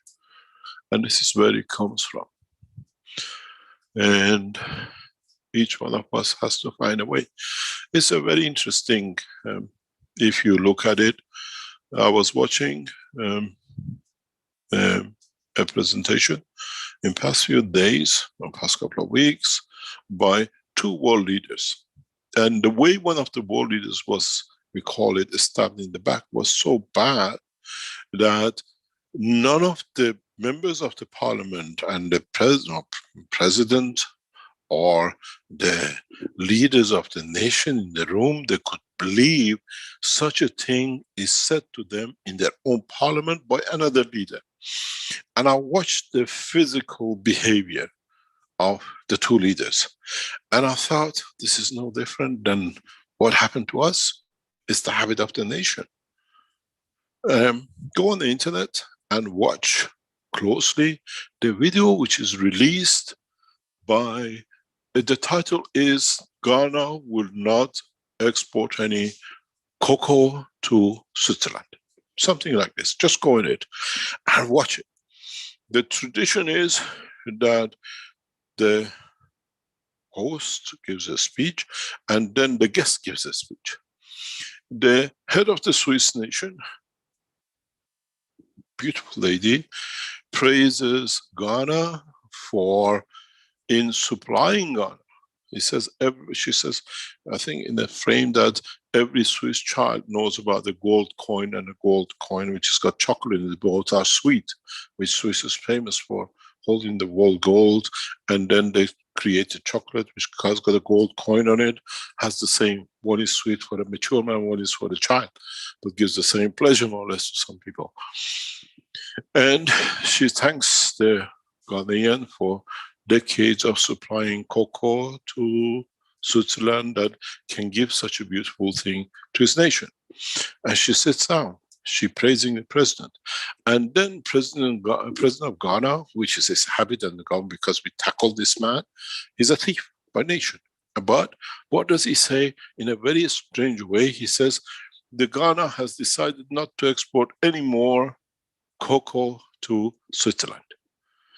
And a president who gave such a praise to this nation got hammered so bad. And you see it, how it will vibrate in the society. And then he says, we want to, for the progress of our nation, to process it ourselves to get a better value for our product, which is the right of every president, every leader.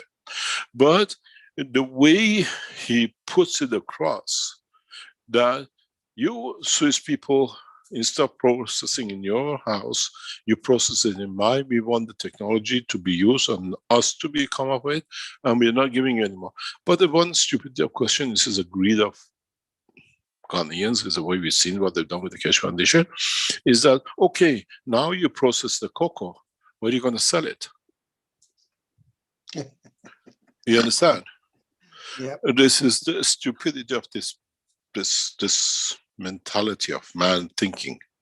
So you got the investment to come. You still have to sell it to Swiss, but this time they reduce their cost by using your labor cheap. So the profit becomes more for the Swiss. I grab it, but you don't talk this way, that you're not going to get any more. In a way, is where is my cut? You understand? So it's a very, watch this video, go on it and watch it on YouTube. It tells you a lot about humanity. I felt sorry in a way for the president of Switzerland, the lady prime minister. She was really got hammered in praising the man, and a few seconds later, the man literally hammers her down. And I thought, you don't do this with a guest, but they do the same thing in their nation. They don't do the Keshe Foundation. And it's the same, I told you, it's the same with the Belgium, the same what we had in Italy. We have to accept a culture as totality and somehow to bring to them, this is not the way things done. Yeah. It's just another question, sorry, Mr. Keshe. With the vertical enhancement unit, yeah. Is that specifically for viruses, or is that the result?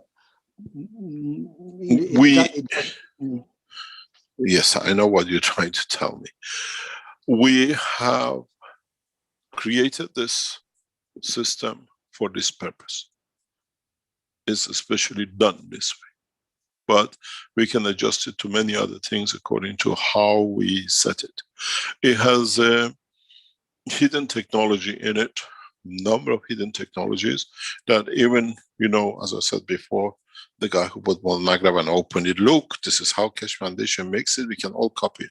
You can open it, but you will not understand the essence of it, the same as in the enhancement unit, that we can handle with the enhancement, the vertical enhancement unit, the space diseases. This is where the essence of the work will come. These are systems which are getting prepared for people to test, to understand, to be able to become the travelers of space. And yes, it's developed in a very specific way for transmutation of energies, including the soul of the man. Yeah, I'd like to bring one to Australia, but trying to convince... You pay for it, we get it to you. And we have many doctors which will work it for you. I haven't found a doctor here yet that will come in on board. Yeah, you have a number of doctors in Australia. There are a number of people. Well, we have one in one of the islands who are working to get horizontal in. You buy it, we can get it to you, no problem. And if you don't know how to operate it, we train a doctor to do it. There's a beauty with Australia. You have a lot of Iranian doctors. We know how to get to them. I do know of one, so maybe I should talk to him. I will talk to him. Okay. If you want to get one or two to do, I always advise with them to get two of them because of the structure they work. We will get it run for you through the Keshe Foundation Knowledge Seekers. We even can give you, in a very short time to come, certificate that you've been accredited by university, that you've been trained to use these machines. We're working on a lot of different directions for the technology, and these systems are getting all the time upgraded and evolved, and it'll be done. Don't have a worry that you can't get it to Australia. You can't find a doctor. We get you as many doctors as you like. Okay, I'm excited. Very excited. It is there because we have the position to do it. We are totally committed. Now we are in the process of what we call the lift and motion system, and will be stepped up to another position. We've gone through the teething. Now it's time to start delivering a lot of things. As you've seen, a lot of Keshe Foundation products, we had delays of long term on it because what was developing. Now we have sorted it out. The new management, the two ladies have taken everything by the horn, as we say, and everything is getting sorted for their delivery. That now you find us in Amazon. The Keshe Foundation book 1, 2, and 3 is on Amazon as a hard copy now, and will be promoted heavily in next few weeks. You will see, to become internationally known as the bestsellers of books, because when you create bestsellers, people will look at the technology. If you go on Amazon and look at the Keshe Foundation books or on the other positions, you will find with it sits, and it'll be set in next few days, the Corona report.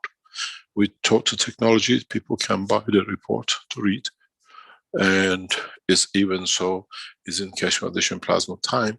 We have allowed it to go into that direction, and you will see the products of the Keshe Foundation in Amazon. Other platforms, Keshe Foundation products are coming up on the television. When you have a program, for example, from Brazil, if you advertise through and orders come through your television channel, you get the financial backing of it from the Keshe Foundation. So you create a business for selling the product through your promotion. You refer them to the television channel shop, which will be open we were told in next week or two. And so we start delivering the technology by the proof of it and by the technology of it. And in so many ways, I stay in a way, as I said to people who know around us, I stay in Europe till I complete the peace process with Iran.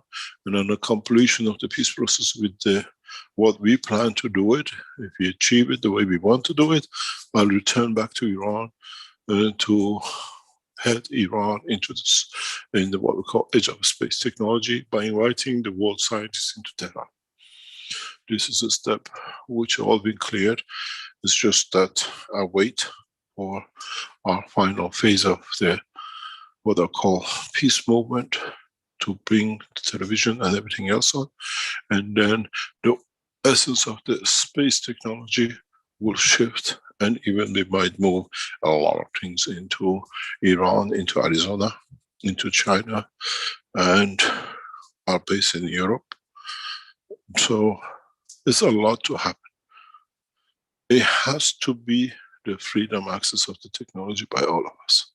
And the way we have structured it, no government is stopping us to bring in technology to benefit the nation. It's taken a long time, but now, as I said in the past few months, the elements which are destroying everything we're building are not around the foundation. Now it's become just build and build, and it's building very rapidly. Very, very rapidly. And it's beautiful what we see, and everything is going beautifully positive. The number of Keshe Foundations operating around the world are increasing through the knowledge seekers, through the language channels, because now we will be, once the corona is over condition, we go back in promoting the Keshe Foundation directly in the countries. And by, in a way, investing in the countries. We invest directly. A structure has been set up, Austria and China, and in next few days, maybe in next couple of weeks, Mexico will become the center of the productions for Keshe Foundation. And then Iran comes into operation as another production center, major production center. So we start allowing you as knowledge seekers around the world to use these 4 centers of the production to generate financial support for your teachings, for your television centers and everything else, and you benefit directly through your organizations. We spend now, all this has been set up by the heads of the Keshe Foundation. They just need to do a lot of work, which I did in the basic, but they bring it into the full structure, and it's taking shape. The head of the Keshe Foundation in China, I don't think she's seen her bed for nearly 2-3 weeks. She's traveling in different places, organizing everything else. And now we have taken 100% control of one of the largest foreign investment groups in China, 100% owned by the Keshe Foundation, and we have received the instruction of the title. This allows us to move in another direction, and everything has changed in a very positive way for all of us. You got to understand, Keshe Foundation is not owned by one, it's owned by all of us, and in the next few operations of months coming and weeks, we transfer everything into the ownership of the foundation, and then it'll stay the way it is. And it's beautiful how things are taking shape, and it's beautiful to have a peace of mind to be able to work it, and it's beautiful to be in love with what is happening and the people who create that condition.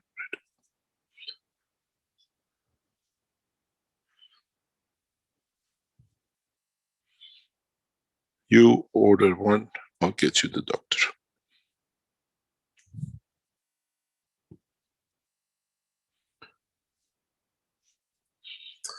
Any other question?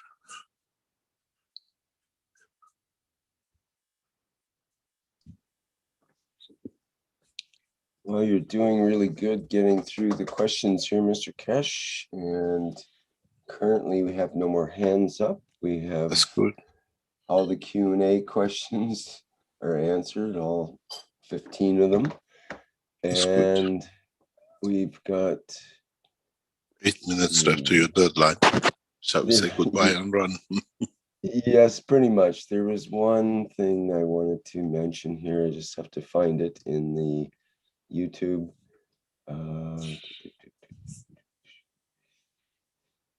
From Paulo in the YouTube, who says, referring to Mr. Keshe, you must have been reborn a few times since you have been engaged in raising our consciousness for 6,000 years. I would like to know what cultures you have already gone through. perhaps you were the ancestor of many of us, and by affinity, we are today knowledge seekers. I was talking about this to one of the knowledge seekers very, very recently. And the interesting is,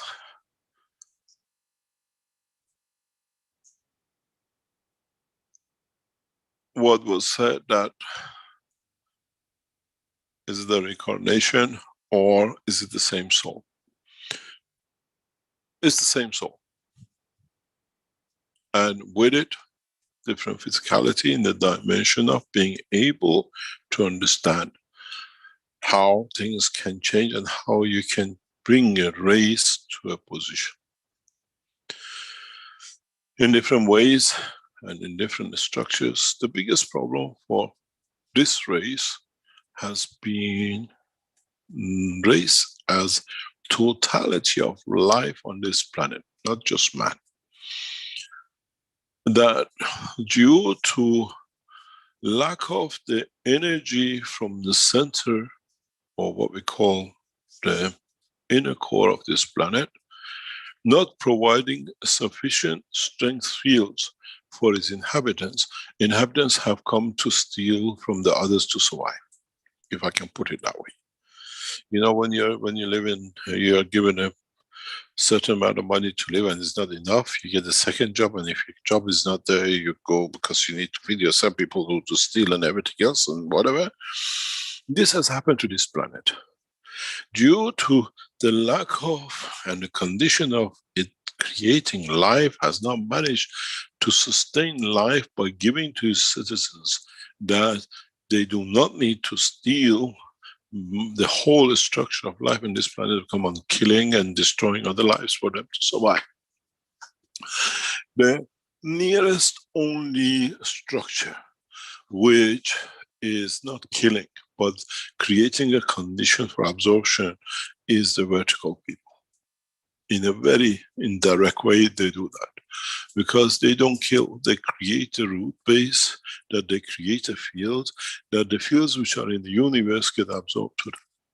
They have compromised the freedom of the seeing to be stationary, but not commit the crime. And if the rest of the life on this planet, which is what we call the breathing side of amino acid mobile, or what we call the horizontal people, come change, being the ants, being the man, being the lion or the mosquito, go through the other process like receiving all the energy they need from inner sanctums of the what we call earth, mankind will change. And so the only way we could compensate for it is to develop a technology, to teach a technology that we can compensate for the lack of the energy, the fields, and this is through the gas production and then the field interaction. And the way I explained this to the scientific group some time ago, the way we have polluted the environment of this planet with CO2 and what we call the global warming expression, and it's taken time to happen, the process of the use of the gases will gradually become to a point that the same thing will be achieved over time. We have to do it in a slow pace, otherwise we create more problem, for more lives will be lost, because a lot have adapted to this condition of the present time.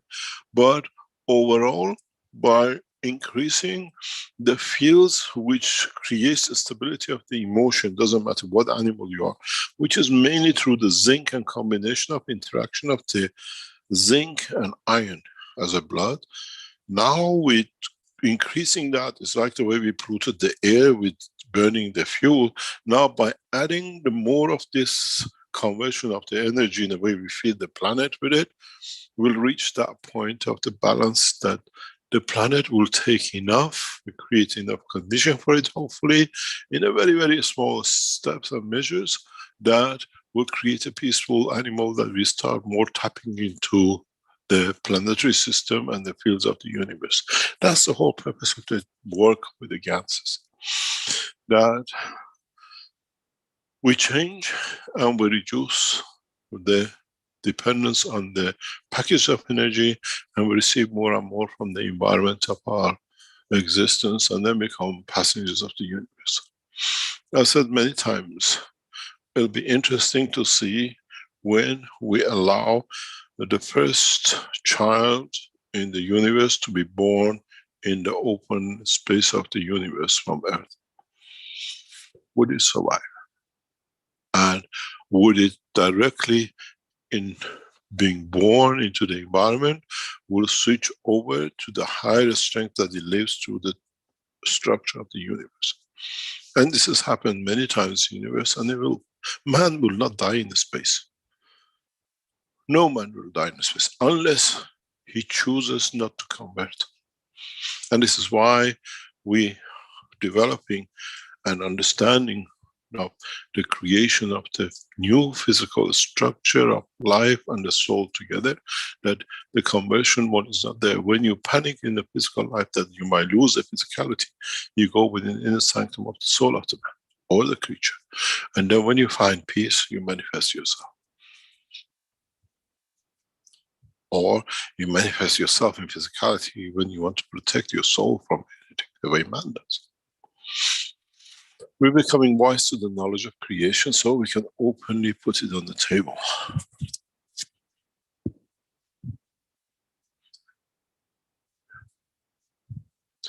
Thank you very much for today. And I hope and I wish one of the most beautiful years for the Iranian community and all those on the Silk Road and Japan who celebrate 21st of March as the beginning of spring and the cycle of life. And many of us across this planet will find the process of change from 21st of March with the creation of new life and new understanding of the fields of the creation, not matter state of the man was so much dependent on. Thank you very much. Hopefully we meet you on Saturday morning with a lot of problems, which is normal with the Keshe Foundation, where we start the Keshe Foundation TV. And then we repeat the same problem at 9 o'clock on Sunday. And from there on is in the hand of the capable team of the Keshe Foundation TV, which is most of you around the world from different groups and languages. The beauty of... Oh, sorry. Pardon? Sorry, continue. We start at 10 o'clock on Saturday, Central European time. And then, hopefully, as usual, we'll have some hiccups because we'll be more or less test running. And then, after an hour or so, 2 hours we're opening, we'll leave the tape to be played till Sunday at 9 o'clock Central European time, where we're trying to have a 2 hours of open discussion on a television basis with the knowledge seekers around the world. And then we go into the up-to-date, we'll release the date and the time which languages will be what they call loading up their programs for what time every week. And then those programs are on the system that anybody can come in and watch as they. It's very much like what we have here. We teach every Thursday, but you can listen to it any other time. And we're bringing that into the television structure. And that's how it's going to be. The list of which country, which languages, which nationalities will be done, because we have a Portuguese from Portugal, and then we might have a Portuguese from Brazil. So they carry their own language time. And this is how gradually will take shape. Okay, so and then, sorry. Carry on. I'm trying to confirm the time on Saturday. There was a note in the KF TV channel Telegram about it's 9 p.m. to 9:30, and we'll go live through midnight. No. So yeah, maybe if you're in maybe if you're in New Zealand or Australia, yes. But all the Keshe Foundation programs are programmed on Central European time, and we start 10 o'clock in the morning on Saturday for the first hour or two, just to broadcast the opening. And then we start the whole structure of the TV program from Sunday, 9 o'clock. and then we'll see how it takes shape.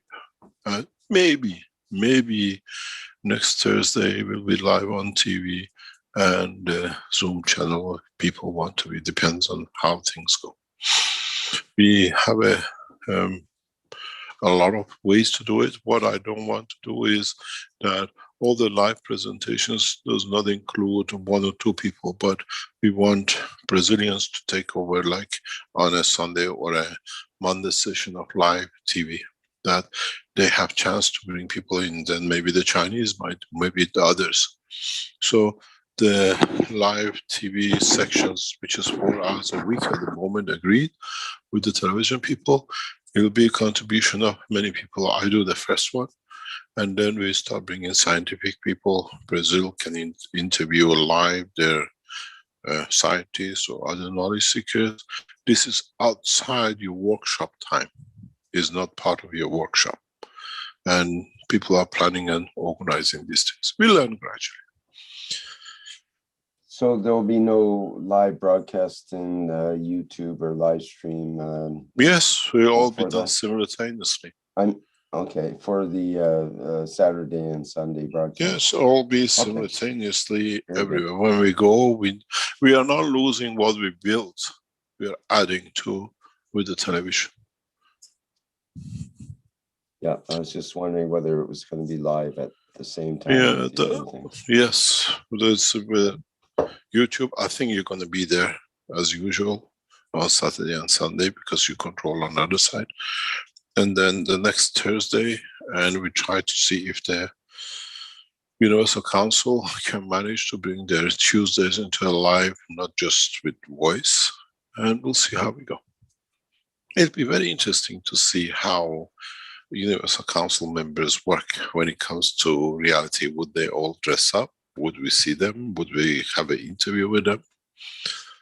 It'll be very interesting. Mm-hmm. Very good. You do that presentation every Tuesday, so you know what you might get on your hand. Yes. Thank you. It's a handful. Thank you very much. Yeah. See you on Saturday morning. Very good. Thank you, Mr. Keshe. Thank you very much. So we invite all people of the universe to show up on that day, and at the Keshe.Foundation/TV is the main link, and you may have to sign up first and then go into that link. And once you're signed up, it's easy to get in each time. And yeah, so thank you, Mr. Keshe. Thank you, knowledge seekers, for attending today's workshop. And this has been the 372nd Knowledge Seekers Workshop on Thursday, March 18th, 2021. And I think we have some things to take us out here. Thanks, everyone, and see you on Saturday. Bye for now.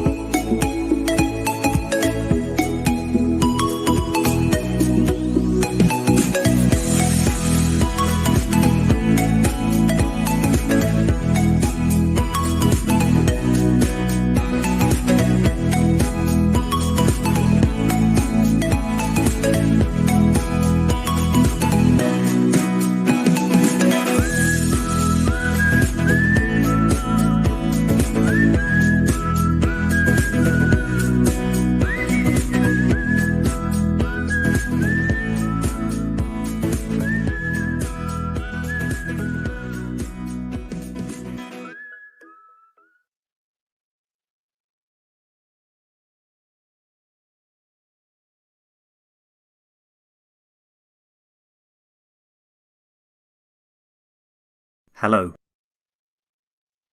We are the Keshe Foundation. Our mission is to bring peace on Earth and join humanity with the universal community. We wish and work to bring man as equal to all beings in the universe. By teaching plasma science and technology equally to everyone, no one is left out and no one is abused due to lack of knowledge. By donating to us, you can help achieve this goal. keshefoundation.org/donate.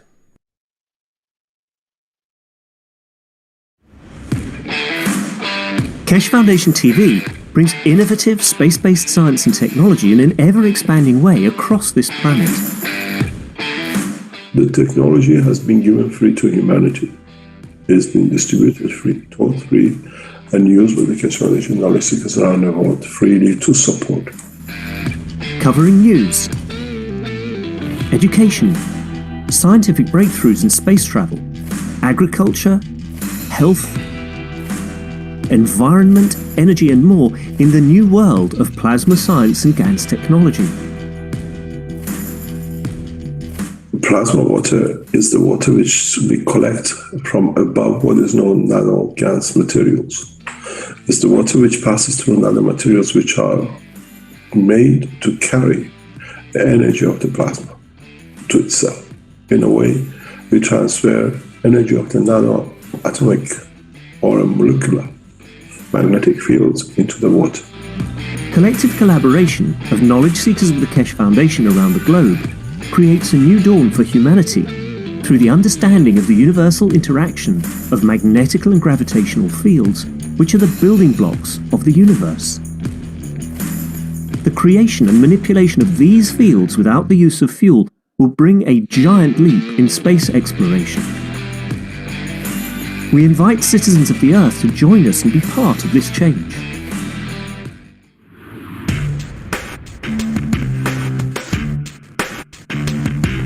Keshe Foundation, where science meets the soul of the man for peace.